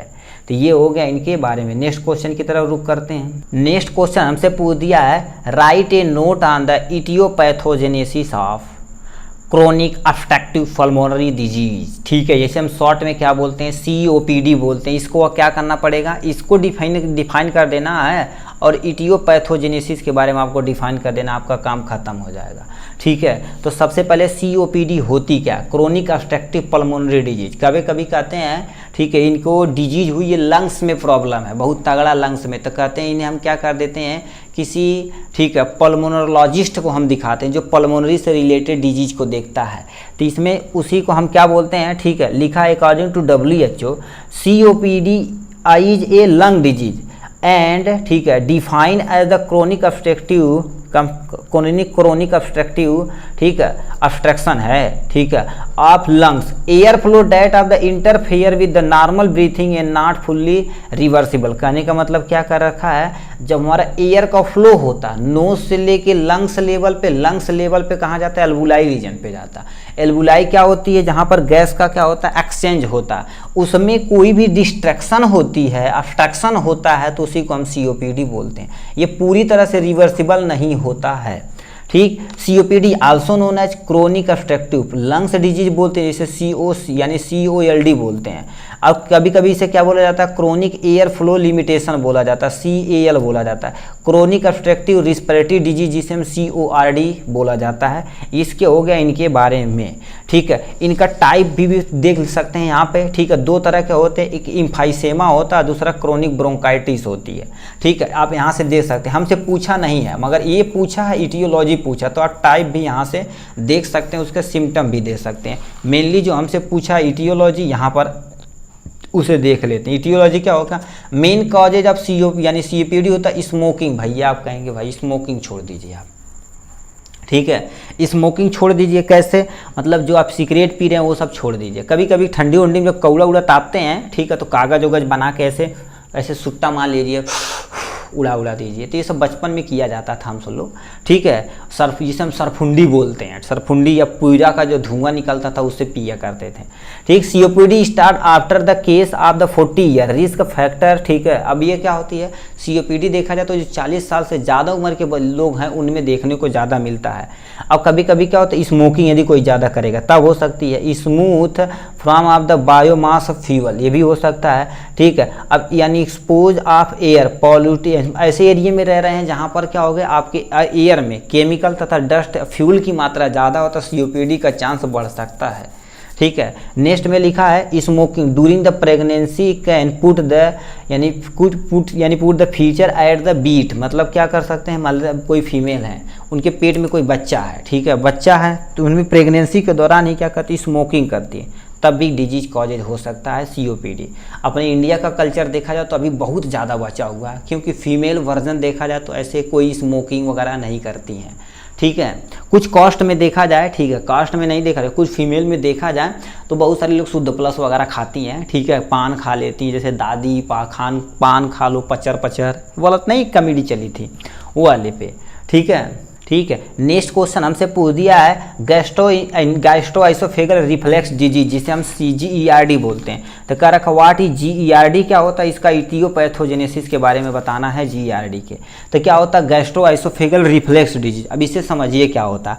कभी कभी मान लेते हैं पार्टी में गए, ठीक है, पार्टी में गए, ऐसे स्टॉल लगा हुआ, ठीक है, ललचाहा टाइप में है आप, ठीक है, ऐसे लगा हुआ है, ठीक है, ऐसे लगा हुआ है, तो यहाँ से क्या करेंगे, चाट चाउमीन फुल्की बर्गर पीटेंगे, ठीक है। यहाँ पर खाने का स्टॉल है, ठीक है, खाने में बहुत सारे आइटम है, ठीक है। अब मान लेते खाना नहीं खुला तो दोबारा दो प्लेट पीट दिए आप, ठीक है, दोबारा प्लेट दिए। अब खाना खुला तो खाना वो पीट दिए आप बाकायदे, ठीक है, मतलब गटाई तक एकदम से हुर लिया, मतलब इतना जगह नहीं है कि आप भर सकें, तब वो खाए जा रहे हैं। तो ये बताओ क्या होगा, फिर ये देखेंगे 1-2 घंटा के बाद प्रॉपर स्लीपिंग नहीं करेंगे तो देखेंगे जलन टाइप में होगी हमारे पेट के, ठीक है, ऊपर ऐसे आ जाएगा, पता चलेगा, ठीक है। यानी आइसोफेगल मतलब ये जो नली है इसमें क्या होगी, कभी कभी बर्निंग होगी, तो उसी को हम क्या बोलते हैं, गैस्ट्रोएसोफेगल रिफ्लेक्स डिजीज बोलते हैं। इसमें क्या होती है, जैसे मान लेते देखिए ये भर गया है तो ये वापस जाने की कोशिश करेगा और इसमें जलन पैदा करेगा, ठीक, उसी को आइसोफेगल रिफ्लेक्स डिजीज बोलते हैं। इसमें क्या होता है, GOPD यानी GERD is a condition in which stomach acid frequently flow back into the oesophagus, यानी irritation to the oesophageal lining, मतलब क्या होगी, ये वापस जाना चाहेगी और स्टमक की जो लाइनिंग के दौरान से हो गई आइसोफेगस की लाइनिंग में क्या होगी, इरिटेशन पैदा करेगी, उसी को हम क्या बोलते हैं, GERD बोलते हैं। अब इसका इटियोलॉजी डायरेक्ट देख लेते हैं। इटियोलॉजी क्या होती है, weakness of the LES lower oesophageal sphincter क्या होती है, हमारे पास 2 वाल होती, एक यहाँ से आती स्टमक की, एक वाल यहाँ हो जाएगी, एक वाल यहाँ पर, एक वाल यहाँ, एक वाल यहाँ, ये जो होती है उसे कार्डियक स्फिंक्टर बोलते हैं, और ये जो रहती है उसे हम पाइलोरिक स्फिंक्टर बोलते हैं। 2 स्फिंक्टर होती है, ये जब हमारे पास क्या हो जाती है, ठीक है, उसका स्फिंक्टर लोअर मतलब उसका जो प्रेशर है यानी झेल नहीं पा रहा है, तो ये क्या करेगा, बाहर की तरफ ऐसे मूव करेगा, तो आइसोफेगल रिफ्लेक्शन हो सकते हैं। यहाँ से देखने के लिए मिल जाएगा आपको, ठीक, लिखा एक्सेसिव एब्डोमिनल प्रेशर यानी प्रेगनेंसी के दौरान। अब याद रखिए भाई, इसीलिए फीमेल की आपको रिस्पेक्ट करनी चाहिए। अब तुम सोचो, ठीक है, जब उनमें बेबी ग्रोथ करता तो पेट इतना बाहर निकल जाता है, स्टमक की लाइनिंग को ऐसे ऊपर की तरफ धका देता है, जिससे खाना बेबी फीमेल बॉडी कम खाती है, ठीक है। तो उस कंडीशन में क्या हो जाएगा, गैस बनेगा तो रिफ्लेक्स एक्शन हो सकता है, ओबेसिटी बहुत ज़्यादा मोटापा हो जाएगा, चर्बी हो जाएगी, तब भी दिक्कत हो सकती है। सम ड्रग लाइक तुम्हारे पास anti asthmatic, anti hypertensive, anti allergy यानी allergic drugs, depressant, pain killer यदि यूज करेंगे तब वो आपको क्या कर सकते हैं, GERD हो सकते हैं। इसीलिए जब ये सब ड्रग्स ली जाती है तो उनके साथ गैस की दवा दी जाती है, ठीक है। हीटल हर्निया यानी क्या होता है, हर्निया हो जाएगी तब भी आपको क्या कर सकती है, रिफ्लेक्स एक्शन हो सकता है। तो ये तरह से देखा जाए तो हमने GERD का क्वेश्चन कंप्लीट कर दिया। नेक्स्ट क्वेश्चन की तरफ रुख करते हैं भाई, ठीक है। ये पैथोजेनेसिस दे सकते हैं, नहीं पूछा तो हम बताएंगे नहीं, डिफिनेशन हमसे पूछा था और इटियोलॉजी इटियोपैथोजेनेसिस, बस काम खत्म, ठीक। नेक्स्ट क्वेश्चन हमसे पूछ दिया 5वां number, define angina pectoris. Angina pectoris होती क्या, इसे आपको डिफाइन करना पड़ेगा। गिव द नॉन फार्माकोलॉजिकल और pharmacological treatment of angina pectoris, ठीक है। सबसे पहले एंजाइना पेक्टोरिस क्या होती है इसके बारे में आपको डिफाइन कर देना है, फिर नॉन फार्माकोलॉजिकल तथा फार्माकोलॉजिकल मैनेजमेंट ट्रीटमेंट यानी मैनेजमेंट के बारे में आपको बता देना है। तो यानी क्या एंजाइना पेक्टोरिस क्या होती, पहले ध्यान से इसे सुनिए, ठीक है। अब ये देखा जाए तो एक कार्डियोवास्कुलर डिजीज है, इसमें होता क्या हो गया, angina pectoris is a term used to the chest pain caused by the reduce blood flow to the heart muscle. कहने का मतलब क्या कर रखा, हार्ट मसल हमारा देखा जाए तो 4 चेम्बर का होता है, आपको हार्ट बनाना है, ठीक है। तो ऐसे हमारे 4 चेम्बर का होता है। अब ये तुम्हारे पास लेफ्ट आर्ट्रियम, ये राइट आर्ट्रियम, ठीक है, ये लेफ्ट वेंट्रिकल और ये तुम्हारे पास राइट वेंट्रिकल। और याद रखना, अब इस मसल को क्या कर देते, प्रॉपर अमाउंट में ब्लड का फ्लो नहीं मिल जाता, और कईयों कारण हो सकता है, क्योंकि मान लेते हैं ये जो हमारे पास ब्लड वेसल इसमें कोलेस्ट्रॉल का डिपोजिशन हो जाए तब भी हो सकता है, ठीक है। यदि मान लेते हैं, ठीक है, डायबिटीज उन्हें है तब भी हो सकता है। तो ये कईयों कारण से हो सकता है एंजाइना पेक्टोरिस। तो उसी को क्या सिंपल से समझिए, एंजाइना पेक्टोरिस ऐसा होता है जब हमारे हार्ट मसल में प्रॉपर अमाउंट में ब्लड की सप्लाई, यानी आप ब्लड रहेगा तो ऑक्सीजन आएगा, ऑक्सीजन की सप्लाई नहीं हो पाती है तो उस कंडीशन को हम क्या बोलते हैं, एंजाइना पेक्टोरिस बोलते हैं। Angina include the sign and symptom, chest pain होगा, discomfort to causes of the heart muscle, does not get of the enough oxygen, मतलब प्रॉपर अमाउंट में ऑक्सीजन नहीं मिल पा रहा है, ठीक है।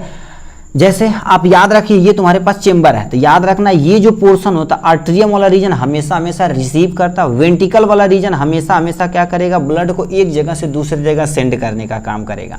और ये जो तुम्हारे पास लेफ्ट वाला पोर्शन होता है हमेशा हमेशा ऑक्सीजनेटेड बॉडी ब्लड कैरी करता है, राइट वाला जो पोर्शन होता है डीऑक्सीजनेटेड यानी बैड ब्लड को क्या कर देता है, कंटेन करता है। अपना ऐसे याद रखेंगे, ठीक है। ये हो गया इनके बारे में। अब इटियोपैथोजेनेसिस नहीं किया है तो हम देख सकते हो, नहीं दिया, हमसे पूछा नहीं है, ठीक है, केवल ये पूछा था। और हम अंडरलाइन उसी को कर देते हैं यहाँ से, फार्माकोलॉजिकल मैनेजमेंट, नॉन फार्माकोलॉजिकल और फार्माकोलॉजिकल मैनेजमेंट को हमें बताना पड़ेगा डिटेल में, ठीक। तो नॉन फार्माकोलॉजिकल में तुम्हारे पास चेंज लाइफ स्टाइल, मतलब अपनी लाइफ स्टाइल को चेंज करेंगे तभी एंजाइना पेक्टोरिस हो सकती है, ठीक है। क्यूट स्मोकिंग, मतलब आप क्या करेंगे, ठीक है, उन्हें छोड़ दीजिए, क्या उन्हें छोड़ने का मतलब जो आप स्मोकिंग कर रहे हैं उन्हें छोड़ना पड़ेगा, उन्हें छोड़ देंगे। फिजिकल इसका साइज प्रॉपर क्या करेंगे आप, इसका साइज वगैरह करेंगे, ठीक है। और क्या अगर डायबिटीज यानी क्या होगा, डायबिटीज केयर करेंगे, मतलब आपकी डायबिटीज बढ़नी नहीं चाहिए, ठीक है, इसे भी मेंटेन करेंगे, ठीक है। और तुम्हारे पास क्या लिखा है, अवॉइड हैवी मील, मतलब हैवी मील मतलब क्या होता है, जिसमें कोलेस्ट्रॉल की मात्रा हो ज़्यादा, उसे आपको लेना नहीं है। Intake less amount of the cholesterol तथा फैट लेवल आइटम, मतलब क्या कर देते हैं, जो भी आप कोलेस्ट्रॉल तथा फैट लेवल ले रहे हैं कोई फूड आइटम, उसमें कम से कम कोलेस्ट्रॉल तथा फैट की मात्रा होनी चाहिए, तो इससे आप ट्रीट कर सकते हैं। यहाँ लिखा है यानी फार्माकोलॉजिकल मैनेजमेंट में क्या होगा, वसोडाइलेशन। अब देखिए ब्लड सप्लाई जो लेके आ रहे थे उसकी डाइलेशन को क्या कर देंगे, थोड़ा चौड़ा कर देंगे, ज़्यादा ऑक्सीजन लेकर आएगा। तो वसोडाइलेशन में नाइट्रेट आते हैं और क्या हो जाते हैं, ग्लाइसीरील आते हैं। बीटा ब्लॉकर में कौन से आ जाते हैं, मेटाप्रोलॉल आ जाते हैं, बिसोप्रोलॉल, ये सब इसके एग्जाम्पल हो गए। कैल्शियम चैनल ब्लॉकर में तुम्हारे पास क्या हो जाएंगे, विराम्पामील आ जाएंगे। और यानी क्या होता है, डिल्टी, ठीक है, डिल्टी जैम आ जाते हैं। एंटीप्लेटलेट ड्रग्स आप दे सकते हैं, पोटेशियम चैनल ओपनर दे सकते हैं, जिसे क्या बोला जाता है, ठीक है, निकोरान डील आ जाते हैं। और क्या आ जाते हैं, पीनासीडी डील आ जाते हैं, ये इसके नाम हो जाएंगे ड्रग्स के। ये सब आप यूज कर सकते हैं एंजाइना पेक्टोरिस को ट्रीटमेंट करने के लिए, ठीक है। नेक्स्ट क्वेश्चन की तरफ रुख करते हैं भैया। छठा नंबर क्वेश्चन हमसे कह दिया explain the aetiopathogenesis of the myocardial infection. अब मायोकार्डियल क्या होता है, जब हार्ट की आप लेयर पढ़े होंगे इंडोकार्डियम, पेरिकार्डियम, मायोकार्डियम, तो उसमें मायोकार्डियम में जो कोई इन्फेक्शन होता है तो उसे मायोकार्डियल इन्फेक्शन बोलते हैं। उसका इटियोपैथोजेनेसिस आपको बताना पड़ेगा। तो सबसे पहले मायोकार्डियम इन्फेक्शन के बारे में जान लेते हैं, फिर इसके नीचे जस्ट हम क्या कर देते हैं, इसका इटियोलॉजी भी जान लेते हैं। तो सबसे पहले समझ लेते हैं हार्ट है, तो हार्ट के जो बगल में लेयर होती है वो 3 लेयर होती है। जो सबसे ऊपर वाली लेयर होती है उसे हम इपिकार्डियम, बीच वाले को मायोकार्डियम और अंदर वाले को हम इंडोकार्डियम। तो हमारे मायोकार्डियम में कोई भी दिक्कत होती तो उसे मायोकार्डियल इन्फेक्शन बोलते हैं। एक्चुअली में होता क्या है, मायोकार्डियम इन्फेक्शन जो होता है एक्यूट मायोकार्डियम इन्फेक्शन होता है। Heart attack is the condition even with the यानी dead of the cardiac tissue, मतलब कार्डियक टिश्यू क्या हो जाते हैं, कभी कभी डेड हो जाते हैं ड्यू टू द यानी डिस्टर्ब ब्लड सप्लाई सही से नहीं हो जाती है, तब दिक्कत हो सकती है। तो इसमें मायोकार्डियल इन्फेक्शन ऐसा कंडीशन होता है जो blood flow of the part of यानी हार्ट, मतलब ये मायोकार्डियम रीजन पे ब्लड की जो सप्लाई होती है ऑक्सीजन लेवल वो नहीं जा पाती, स्टॉप हो जाती है। तो हाईली स्टॉप हो जाती है, हाईली ठीक है इनाडेक्यूट हो जाती है और causes death of the part of heart muscle ठीक डाई। अब ये तुम्हारे पास ये मसल क्या हो जाती है, ये जो मसल है मायोकार्डियम, ये वाली मसल को क्या हो जाती है, हमारी मर जाती है। तो उस यानी फेल हो जाती है ब्लड को पंप करने में, क्योंकि यही पंप को कराती है कि इसकी जो लेयर होती है वो नहीं करा पाएगी तो मायोकार्डियल इन्फेक्शन हो जाएगा। ठीक, ये हो जाएगा। ये टाइप आप ऊपर देख सकते हैं, हमें इटियोलॉजी कहा था तो इटियोलॉजी आप समझिए। Myocardial infection commonly called by the rupture of an ठीक है एंथ्रोस्क्लेरोटिक हो जाती है। ठीक है, plaque with the chronic artery, मतलब ये आर्टरी हो जाएगी, मान लेते ये आर्टरी नस है, इसके अंदर क्या हो जाएगा, इसे रुकावट हो जाएगी तो ये ब्लड सप्लाई जा ही नहीं पाएगी, तो यहाँ डैमेज हो जाएगा, खत्म हो जाएगा, तो उसी को मायोकार्डियम इन्फेक्शन कॉजेज कर सकता है। ठीक, रीजन में तुम्हारे पास क्या होता है, रेंटिकुलर हाइपरट्रॉपी हो सकती है, तब भी हो सकता है। कोरोनरी आर्टरी वसो यानी वसो स्पास में हो सकता है, तभी मायोकार्डियल इन्फेक्शन हो सकता है। ठीक है, यानी लिखा आर्टेराइटिस हो सकता है, तब भी आपको मायोकार्डियल इन्फेक्शन हो सकता है। क्रोनिक आर्टराई इम्बोली होती तब भी हो सकता है, यानी हाइपोक्सिया जिसे हम नो यानी क्या होते हैं कार्बन मोनोऑक्साइड पॉइजनिंग बोलते हैं, तब भी आपको मायोकार्डियम हो सकता है। ठीक है, तो इतने कारण हो सकते हैं मायोकार्डियम के। ठीक है, नेक्स्ट पे आते हैं।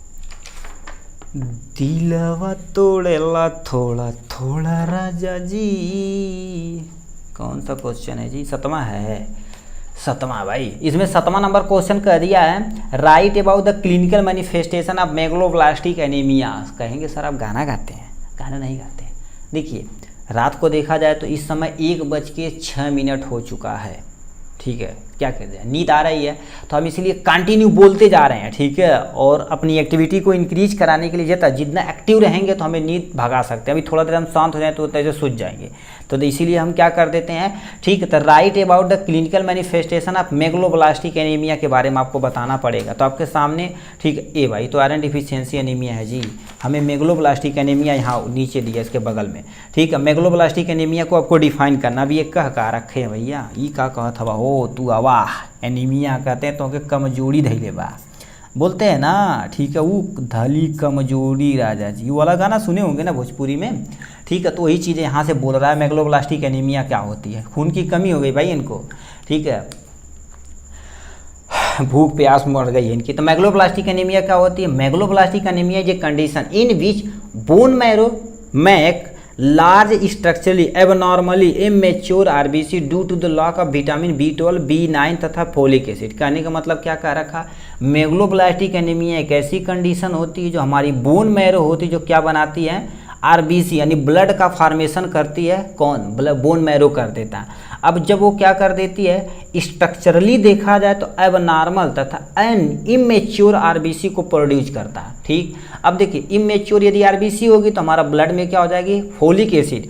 ठीक है, सही से काम नहीं कर पाएगा, क्यों, क्योंकि उसे B12 नहीं मिल रहा है, विटामिन B12 नहीं मिल रहा है, विटामिन यानी B9 नहीं मिल रहा, फोलिक एसिड ये सब सफिशियंट अमाउंट में नहीं मिल रहा है, तो हमारा जो ब्लड का फॉर्मेशन हो रहा है तो उसमें क्या हो जाएगी, जो ब्लड होगा एबनॉर्मली देखा जाए तो इमेच्योर हो सकता है, तो उसी को हम मेगलोब्लास्टिक एनीमिया बोलते हैं। अपनी नॉर्मल भाषा में समझिए क्या होता है। जैसे हमारी देखिए बोन होती है, तो बोन के अंदर ऐसे हैलो लाइक स्ट्रक्चर होता है जिसे हम क्या बोलते हैं, बोन मैरो।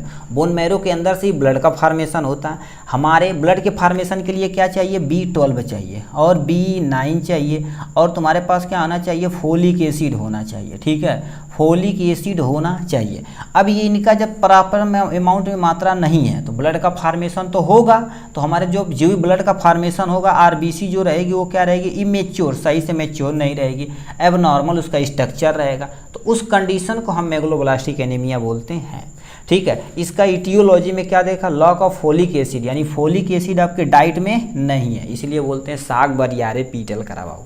ठीक, साग को खाना चाहिए। देखिए ग्रीन वेजिटेबल किस लिए खाना चाहिए, जिसमें विटामिन की मात्रा मिले हमें। ठीक है, नहीं तो आपको क्या हो जाएंगी, बहुत सारी दिक्कतें हो जाएंगी। ठीक है, यदि ग्रीन वेजिटेबल नहीं खाएंगे तो आँख की प्रॉब्लम हो जाएगी, जो विटामिन ए की कमी से होता है। ठीक है, विटामिन बी भी कमी हो जाएगी, इसीलिए आपको क्या खाना चाहिए, नींबू बल भर पीटना चाहिए, आंवला बल भर पीटना चाहिए। ठीक, दूध बल भर पीटना चाहिए। ठीक है, ये सब खाना चाहिए। पीटना मतलब समझते हो, ऐसे हम चलो देसी भाषा में कहते हैं खाना आज बल भर पीट दिए। ठीक है, तो उसे खाना मतलब पीटना बोलते हैं अपनी भाषा में।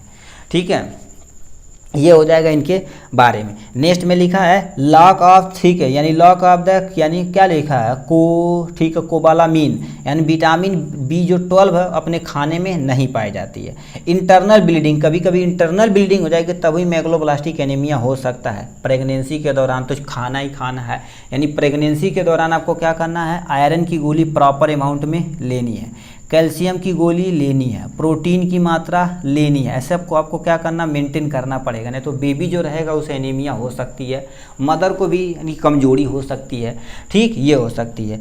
नेक्स्ट में लिखा है इनएबिलिटी, ठीक है, इनएबिलिटी टू एब्जॉर्ब आयरन, मतलब क्या होगा, हमारे शरीर में जो आयरन की एब्जॉर्बेशन हो रहा है वो सफिशिएंट अमाउंट में नहीं हो रहा, तभी मेगलोब्लास्टिक एनीमिया हो सकती है।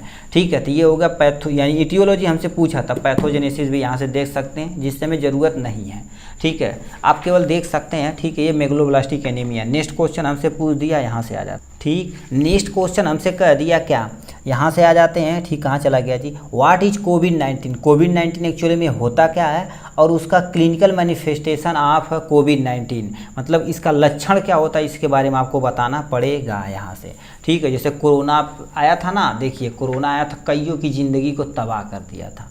ठीक, और इस पे भोजपुरियों वाले गाना बना दिए थे, क्या बना दिए थे, कोरोना तोर माइयो जिंदाबाद, तोर मौसियो जिंदाबाद, खेसारी लाल का गाना भाई। ठीक है, ये हो जाएगा। सर कहेंगे गाना भोजपुरी क्यों गाते हैं, हम भोजपुरी लवर है भाई, देहाती आदमी कितना है, यही हमारे सैड सॉन्ग थोड़ी ना सुनेंगे। ठीक है, वो मुँह वाला गाना हम नहीं सुनते हैं। ठीक है, तो यहाँ कोविड-19 के बारे में आपको बताना, तो कोविड-19 एक्चुअली में होता क्या, जिसे हम सॉर्स कोविड यानी कोविड-19 या कोव-2 बोलता जाता है। ठीक, तो ये क्या लिखा, कोरोना वायरस डिजीज 2019 में, इसे कोविड-19 causes by the novel corona virus से होता है, now called as severe acute respiratory syndrome corona virus 2 बोला जाता है। ठीक है, कोरोना वायरस को नोवल कोरोना वायरस बोला जाता है। ठीक है, first time identify the amid an outbreak of respiratory illness in causes the Wuhan city, जिसे हम क्या बोलते हैं, ह्यूबई। ठीक है, वुहान सिटी चाइना से क्या हो गया था, प्रोड्यूस किया गया नहीं था, गलती से बोलते मान लेते हो जाता है।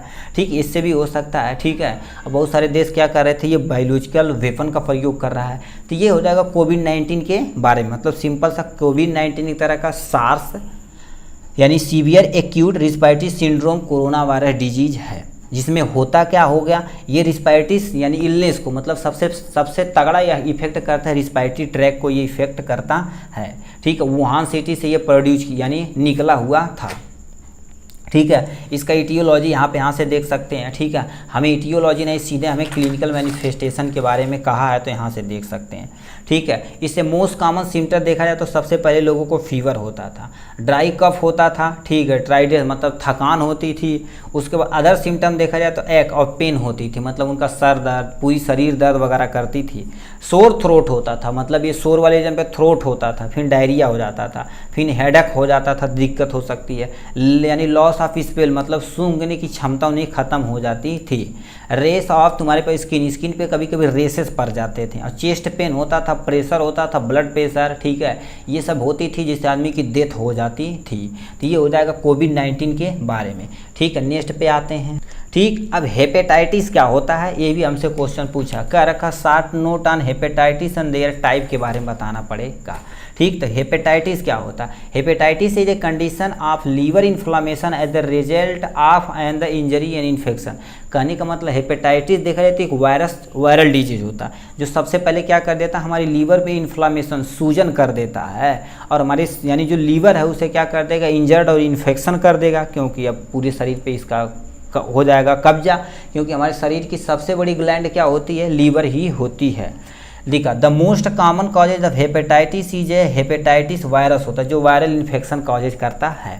ठीक है, हेपेटाइटिस क्या होता है इसे सुनिए, hepatitis causes due to the other reason like alcohol, drugs, distribution of metabolism. कहने का मतलब हेपेटाइटिस मान लेते कोई पर्सन ज़्यादा अमाउंट में क्या ले रहा है, एल्कोहल ले रहा है, ड्रग्स ले रहा है, ड्रग्स का डिस्ट्रीब्यूशन नहीं सही से हमारे शरीर में हो जा पा रहा है, जो लीवर करता है, तो उससे क्या हो जाएगा, हेपेटाइटिस कॉजेज कर सकता है। तो ये होगा हेपेटाइटिस का इंट्रोडक्शन। इसके तुम्हारे पास दो टाइप के होते हैं, एक तुम्हारे पास स्पान ऑफ डिजीज, एक तुम्हारे पास इटियोलॉजी। एक्यूट हेपेटाइटिस होता है, क्रोनिक हेपेटाइटिस। एक्यूट मतलब जो आप नॉर्मल अवस्था में होता है इसे ट्रीट कर सकते हैं, क्रोनिक मतलब खतरनाक टाइप में हो सकता है। ठीक है, इटियोलॉजी देखा जाए तो एक वायरल होता है, एल्कोहलिक होता है तुम्हारे पास, और ड्रग्स इंड्यूस। वायरल मतलब क्या होता है, वायरस के कारण से हो सकता है, जैसे hepatitis A, hepatitis B, C, D, E, F, ऐसे कई हो सकते हैं आपके हेपेटाइटिस। और एल्कोहलिक मतलब जो ज़्यादा अमाउंट में क्या कर रहा है, एल्कोहल का कंजप्शन कर रहा है, तब भी उन्हें हो सकता है। ठीक है, तो लिखा है एक्सेस कंजप्शन ऑफ एल्कोहल, कोई मात्रा ज़्यादा अमाउंट में एल्कोहल ले रहा है तब भी उन्हें हो सकता है। यानी ड्रग्स यानी बहुत सारे ड्रग्स होते हैं जो कर सकते हैं लीवर सिरोसिस, मतलब लीवर सिरोसिस हेपेटाइटिस कॉजेज कर सकते हैं, तो ये ड्रग्स के द्वारा हो सकता है। तो ये हो जाएगा हेपेटाइटिस और उसके टाइप यहाँ से हमने देख लिया। ठीक है, नेक्स्ट क्वेश्चन की तरफ। नेक्स्ट क्वेश्चन हमसे पूछ दिया शॉर्ट नोट ऑन आर्थोआर्थराइटिस, मतलब ये हमसे 10वां नंबर क्वेश्चन पूछ दिया, write a short note on osteoarthritis के आपको शॉर्ट नोट लिखना है। तो आर्थोआर्थराइटिस क्या हुआ, आर्थो मतलब क्या होता है, जो पैर से रिलेटेड होता है। तो osteoarthritis is a most common chronic joint condition होती है, मतलब आपको जॉइंट जैसे मान लेते हैं एल्बो जॉइंट है, नी जॉइंट है, तो ये सब क्या होता है कि बहुत सारी इसमें दिक्कत होगी, बहुत ज़्यादा दर्द होता भाई। ठीक है, ये सब दर्द हड्डी हम जो होते देखिए, जिसका जॉइंट वाले रीजन पे खराब होता बड़ा तगड़ा समझ लो, उसकी पूरी ज़िंदगी बर्बाद हो जाती है जॉइंट वाले रीजन पे। ठीक है, तो वही चीज़ें कह रखा, osteoarthritis is a type of degenerative joint disease होती है that result from the broken down of joint cartilage तथा अंडरलाइनिंग बोन होती है। ठीक, मतलब क्या होता है, दो या दो से अधिक, मतलब एक बोन आती है, दूसरी बोन के बोट में जो ज्वाइंट होती है उनमें कभी कभी इन्फ्लामेशन हो जाती है, डीजनरेटिव हो जाती है, तो उसी को हम आर्थोआर्थराइटिस बोलते हैं। Although osteoarthritis can damage any joint injection, ये क्या करता है, किसी भी जॉइंट जंक्शन को क्या कर सकता है, डैमेज कर सकता है। इसका इटियोलॉजी देख लेते हैं और क्लिनिकल मैनिफेस्टेशन देख लेते हैं, क्योंकि शॉर्ट नोट हमसे कहा है। पोस्ट इंजरी मान लेते हैं लिगामेंट इंजर्ड हो जाएगा तब भी आर्थोआर्थराइटिस है। लिगामेंट क्या होता है, ठीक, लिगामेंट होता है, टेंडन होता है। तो देखिए एक बोन आपके सामने यहाँ हो गई, एक बोन यहाँ हो गई, तो बोन से बोन को एक कार्टिलेज यानी इसके बीच में होता है, तो ऐसे कोई ना कोई जोड़ने वाला होता हो जिसे हम क्या बोलते हैं, लिगामेंट बोलते हैं। ठीक है, अब ये क्या हो जाएगा, डिसलोकेशन, मतलब ये वाली हड्डी इधर किसी का पैर देखेंगे ना बाहर की तरफ भाग जाता है, तो समझ लो जो उसे आर्थोआर्थराइटिस हुआ। मेटाबॉलिक डिसऑर्डर, ओबेसिटी, मतलब किसी पर्सन को बहुत ज़्यादा क्या होगी, मोटापा हो गया, तभी आर्थोआर्थराइटिस हो सकता है। पुअर पोस्चर, ये भी हो सकता है। जेनेटिक हो सकता है, डायबिटीज के कारण से आर्थोआर्थराइटिस हो सकता है। कुछ कॉमन रिस्क जैसे हैवी लिफ्टिंग कोई करता है, ठीक है, जैसे हैवी लिफ्टिंग करता है मतलब कोई बहुत ज़्यादा वजन नहीं उठाता तब भी हो सकता है। क्लाइंबिंग जो करता है उन्हें आर्थोआर्थराइटिस हो सकता है। फैमिली हिस्ट्री में इसी क्या हो सकता है, आर्थोआर्थराइटिस हो सकता है। क्लिनिकल मैनिफेस्टेशन में देखा जाए तो उन्हें जॉइंट पेन बहुत तगड़ा होगा। ठीक है, जॉइंट पेन बहुत तगड़ा होगा। स्टिफनेस ऑफ जॉइंट, जॉइंट क्या हो जाएगी, स्टिफनेस कड़क हो जाएगी उनकी। मतलब एक बार ऐसे ऐसे करेंगे कट कट आवाज़ आएगी, एक बार बैठ जाए उठने में दिक्कत हो जाएगी, ठीक है। इंड्यूज रेंज ऑफ मोशन, मतलब क्या करेंगे, दौड़ने में उनको दिक्कत हो जाएगी। लॉस ऑफ फ्लेक्सिबिलिटी, फ्लेक्सिबिलिटी को क्या कर देंगे, लॉस कर देंगे। इन्फ्लामेशन, सूजन हो जाएगी। Sound the bone such as the cracking तथा डीक यानी डीकिंग, मतलब वो क्या करेंगे, जब चलेंगे तो उनकी क्रैक की आवाज़ आएगी, जैसे कुछ नहीं खड़ा होते हैं तो उन्हें आवाज़ टाइप में पर करती, तो वो सब कॉजेज हो सकता है, ठीक है। ये हो जाएगा इनके बारे में। नेक्स्ट समझ लेते हैं किसके बारे में, एक्जिमा दे रखा है, ठीक। हमारा जो नेक्स्ट क्वेश्चन है कह रखा है एक्जिमा क्या होता है और विथ इटियोलॉजी, मतलब एक्जिमा को डिफाइन करना और इसके इटियोलॉजी को बताना। तो सबसे पहले हम एक्जिमा होती क्या है, कभी कभी देखे होंगे, ठीक है। एक्जिमा के बारे में पहले पढ़ते हैं। कभी कभी देखेंगे स्किन हमारी सूख हो जाती है, उस पर लाल लाल धब्बे हो जाते हैं, कभी कभी क्रैम्प हो जाते हैं, क्रैक पड़ जाते हैं, उसी को एक्जिमा बोलते हैं। इसमें लिखा क्या है, ध्यान से सुनिएगा आप, ठीक है। यहाँ से कह दिया, पहला पॉइंट लिखा है the term eczema has been derive from the Greek word, जिसे क्या बोलते हैं, एक्जियन बोलते हैं। Mean of the to boil, over break out होती है, ठीक है। Eczema is a condition in which skin become do dry, मतलब एक्जिमा एक ऐसी कंडीशन होती है जिसमें हमारी स्किन क्या हो जाती है, सूख जाती है, और रेड ईचिंग हो जाती है, रेड छोटे छोटे धब्बे दाने हो जाते हैं, बम्पिंग हो जाती है, मतलब उसमें क्या करेंगे, लिक्विड भर जाता है। Eczema is a type of dermatitis that hampers, ठीक है, hamper the function of the skin barrier होती है, making the skin more sensitive and dryness होती है, तो उसी को हम क्या बोलते हैं, एक्जिमा बोलते हैं। तो ये इंट्रोडक्शन हो गया एक्जिमा के बारे में, और बहुत सारी ये टर्म पूछ सकते हैं आपको, यहाँ से देख सकते हैं टाइप ऑफ एक्जिमा, ठीक। हमसे नहीं कहा है मगर हमारे सिलेबस में है, तो आप देख लीजिए। जैसे मान लेते तुम्हारे पास ये पूछ दिया जाए, ये पूछ दिया जाए, ठीक है, तो हमें सीधे कहा था इटियोलॉजी बताना, ठीक है। तो इटियोलॉजी आपके सामने ये रहा, ठीक। इटियोलॉजी में तुम्हारे पास causes of eczema not completely known, ये नहीं पता कि एक्जिमा किसके कारण से होता है, मगर कुछ कारण है, जैसे कोई किसी को शैम्पू इरिटेशन पैदा कर सकता है, ये कहते हैं यार ये साबुन हमारे लिए सूट नहीं करता, ये साबुन नहीं, शैम्पू नहीं सूट करता, तो वही चीज़ें हो गए, ठीक है। कोल्ड था, ड्राई वेदर हो सकता, तब भी हमें ये एक्जिमा हो सकता है। सिगरेट, मतलब क्या होता है, सिगरेट, कोई सिगरेट पीता है तो, स्ट्रेस कोई ज़्यादा अमाउंट में लेता है तो भी हो सकता है। एलर्जेंस के कारण से होता है, पोलन, मोल्ड, डस्ट, माइट के कारण से भी आपको क्या एक्जिमा हो सकता है। जेनेटिक फैक्टर क्या हो सकता है, जेनेटिक फैक्टर से भी आपको एक्जिमा हो सकता है, ठीक। नेक्स्ट में तुम्हारे पास इम्यूनोलॉजिकल डिसऑर्डर के कारण से भी आपको एक्जिमा हो सकता है, ठीक है। तो ये हो गया एक्जिमा के बारे में, ठीक है। नेक्स्ट पे आ जाते हैं, ठीक है। ये आप देखिए, आप इसे देख लीजिएगा, डिफाइन एप्थेल्मोलॉजी, ये हमको PDF में डाल देंगे, तो इसे देख लेना, क्योंकि आप एप्थेल्मोलॉजी में पढ़ चुके हैं। उसमें एक डिजीज को पढ़ना कंजक्टिवाइटिस, मतलब इसके बारे में पढ़ना। हम नेक्स्ट पे आ जाते हैं, डिस्मेनोरिया पे आ जाते हैं, जो female reproductive sexual transmitted disease है, इसके बारे में पढ़ लेते हैं। और इन दोनों के बारे में फिर 30 जो क्वेश्चन MCQ है उसकी तरफ मूव कर जाते हैं, ठीक है। नेक्स्ट क्वेश्चन हमसे पूछा short note on dysmenorrhoea, dysmenorrhoea के बारे में बताना है। तो इसमें देखिए करते क्या है, डिस्मेनोरिया ये कंडीशन पेनफुल मेंस्ट्रुअल ब्लीडिंग होती है, मतलब यानी कोई फीमेल रिप्रोडक्टिव पढ़ेंगे मेंस्ट्रुअल साइकिल, तो मेंस्ट्रुअल साइकिल क्या होती है, जो फीमेल में पाई जाती है, ठीक है। तो इनमें क्या होती है, जो मेंस्ट्रुअल साइकिल जो हर मंथ आती है साइकिल, ठीक है, पीरियड जिसे नॉर्मल भाषा में बोला जाता है, तब उसके दौरान क्या हो जाती है, पेनफुल होती है, मतलब बहुत तगड़ा दर्द होता है, तो उसी कंडीशन को हम क्या बोलते हैं, डिस्मेनोरिया बोलते हैं, ठीक। ये दो तरह के होते हैं, क्या से हमारे पास दो तरह के होते हैं, एक प्राइमरी डिस्मेनोरिया होती है, ठीक है, एक प्राइमरी होती है, एक तुम्हारे पास क्या हो जाएगी, सेकेंडरी हो जाएगी। प्राइमरी को क्या बोलते हैं, स्पास यानी स्पास्मोडिक यानी अनियमित बोलते हैं। इसमें होता क्या हो गया, एक condition recurring menstrual cramp is known as primary dysmenorrhoea होती है। कहने का मतलब क्या होता है, at the time of menstrual cycle, उनके यानी जो लोअर एब्डोमिनल होता है उसमें क्रैम्प होता है, बहुत तगड़ा दर्द होता है, ठीक है। यानी ऐसे रगड़ की एकदम से, जैसे निचोड़ की तरह, कोई सर रगड़ रहा है कि मतलब कोई निचोड़ रहा है, उसकी तरह होता है, ठीक है। सेकेंडरी डिस्मेनोरिया जिसे हम यानी क्या बोलते हैं, कंजेस्टिव बोलते हैं। इसमें क्या होता है, एक condition painful associated with the menstrual arise with the presence of the pelvic pathology as known as secondary, ठीक है, सेकेंडरी डिस्मेनोरिया बोलते हैं। मतलब ये भी दर्द होता है मगर क्रैम्प की तरह नहीं होता है, ठीक है, तो उसे हम सेकेंडरी डिस्मेनोरिया बोलते हैं। इसका इटियोलॉजी क्या हो सकता है, सर्वाइकल स्ट्रेट यानी संकुंचन, मतलब हमारी जो यूट्रस की लाइनिंग होती है उस समय संकुंचन करती है पेरिस्टालसिस मूवमेंट के दौरान, तो उस समय दर्द होता है। लॉक ऑफ इसका साइज यानी याद रखें, ठीक है, जो फीमेल है at the time of menstrual cycle proper इसका साइज करेंगे तो ज़्यादा उन्हें, ठीक है, पेन नहीं होगा। ठीक है, IUCD इंट्रा यूट्राइन, ठीक है, कंट्रासेप्टिव डिवाइस होती है, उसके दौरान भी क्या हो सकती है, डिस्मेनोरिया हो सकती है।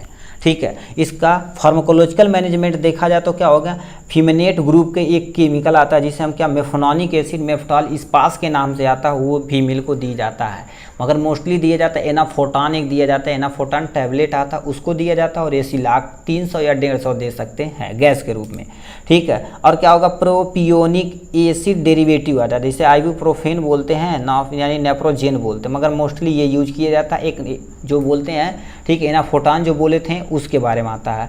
ठीक है, लिखा एंडोमेथासिन, ये भी टैबलेट आता है, इसके रूप में आप दे सकते हैं। तो ये हो जाएगा डिस्मेनोरिया।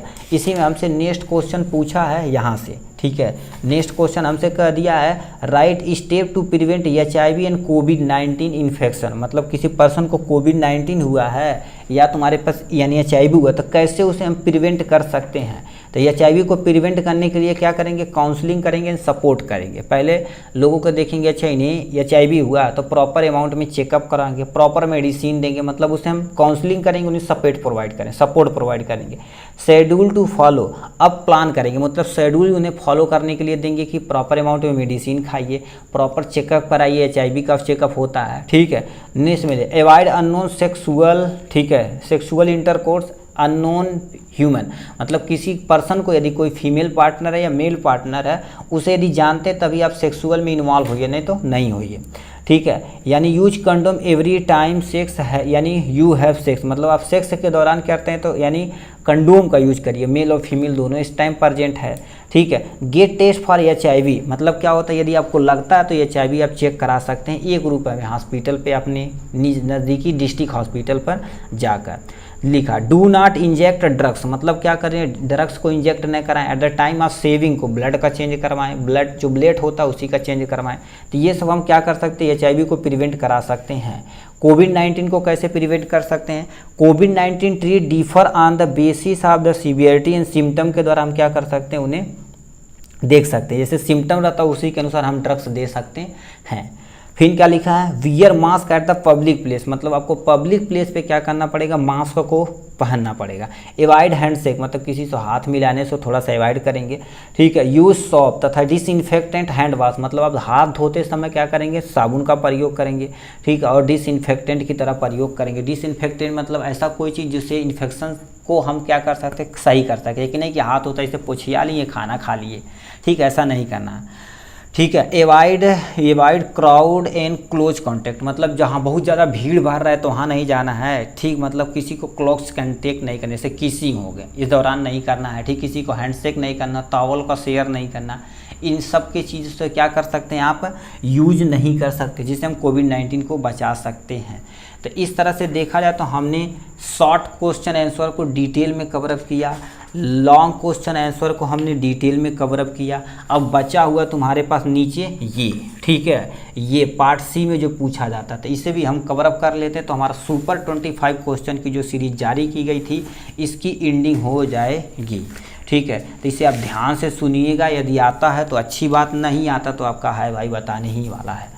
ठीक है, इसमें सबसे पहले देखा जाए तो आपका पार्ट C इस पे आ जाते हैं। ठीक है, ठीक है, पार्ट C इसे आ जा भाई।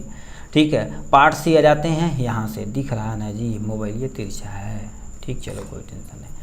ठीक, यहाँ से आ जाते हैं। ठीक, पार्ट C पे यहाँ से आ जाते हैं। आपको यदि आता तो अच्छी बात, नहीं आता तो आपका भाई है ही है, बताने के लिए प्रेजेंट है।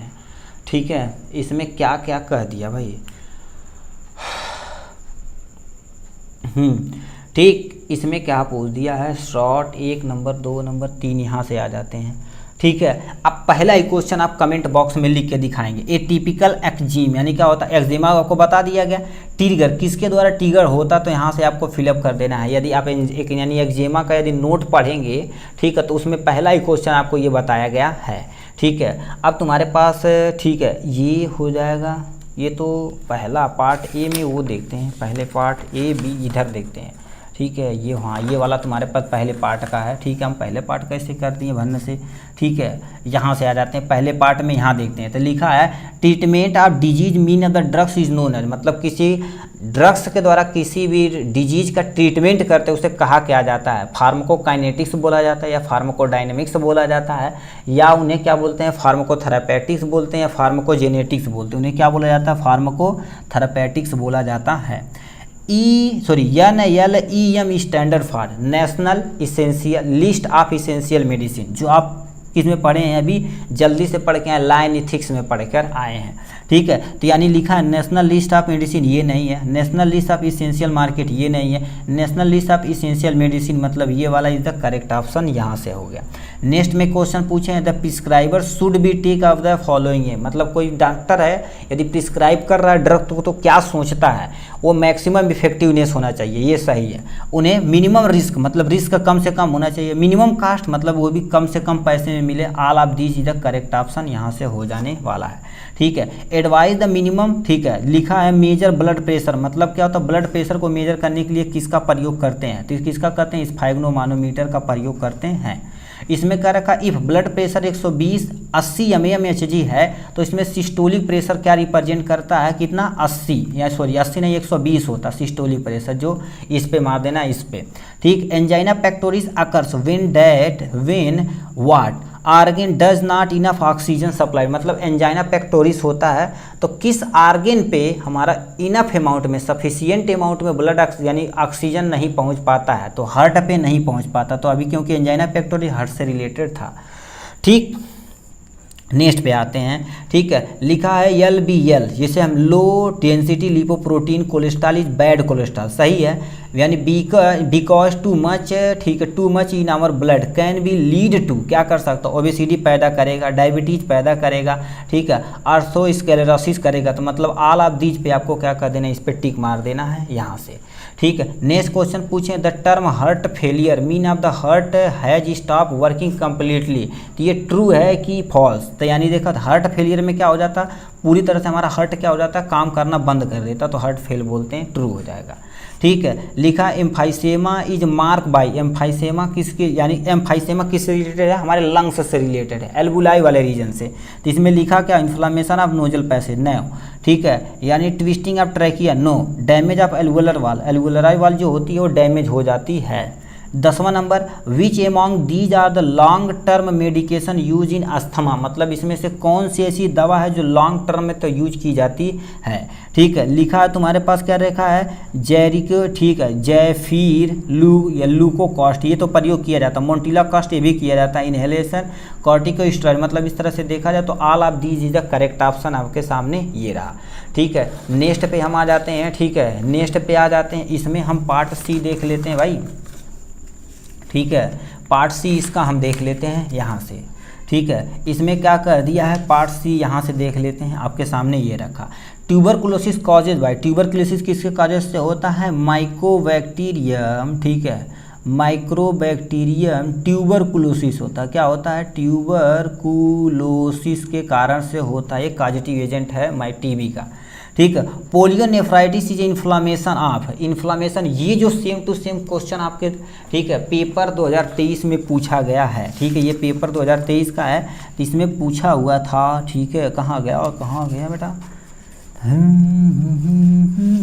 ठीक है, लिखिए पोलिनेफ्राइटिस इन्फ्लामेशन ऑफ किडनी, देखो किडनी पे टिक मारना है। तो यहाँ पर आपको क्या करना पड़ेगा, पोलिनेफ्राइटिस इन्फ्लामेशन ऑफ किडनी, किडनी में एक्चुअल में से नेफ्रॉन होना चाहिए था, मगर किडनी दे रखा तो किडनी पे मारेंगे।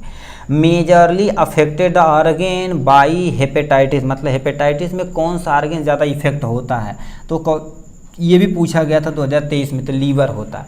गोनोरिया इज ए, मतलब गोनोरिया देखा जाए तो कौन सी डिजीज है, सेक्सुअल ट्रांसमिटेड डिजीज है, STD यानी डिजीज होती है, सेक्सुअल ट्रांसमिटेड डिजीज। ठीक है, नेक्स्ट में लिखा है पेशेंट इन्फेक्टेड विद द यन गोनोरिया, ठीक है, और ऑफ्टेन को इन्फेक्टेड विद, किससे होता है, को इन्फेक्टेड किससे होता है, इसके बारे में आपको बताना पड़ेगा। ठीक है, ये क्या बोल दी, तो हमसे कह रखा है यन गोनोराई होता है किससे इन्फेक्टेड होता है, किसके साथ इन्फेक्टेड होता है उसी को आपको ट्रीट यहाँ से लिख देना, उसका कॉजेटिव एजेंट लिख देना है यहाँ से। चलिए पीडीएफ में हम आपको फिलअप करके दे देंगे, ठीक है। यहाँ पर भी इसे भी सबको आपको क्या करना पड़ेगा, ठीक है, डिफाइन करना पड़ेगा, इनकी डिफिनेशन लिखनी पड़ेगी 1 नंबर वाला। तो इसे भी हम क्या करेंगे, जो पीडीएफ आएगा उसमें हम क्या करेंगे, पूरी तरह से आपको प्रोवाइड करा देंगे यहाँ से।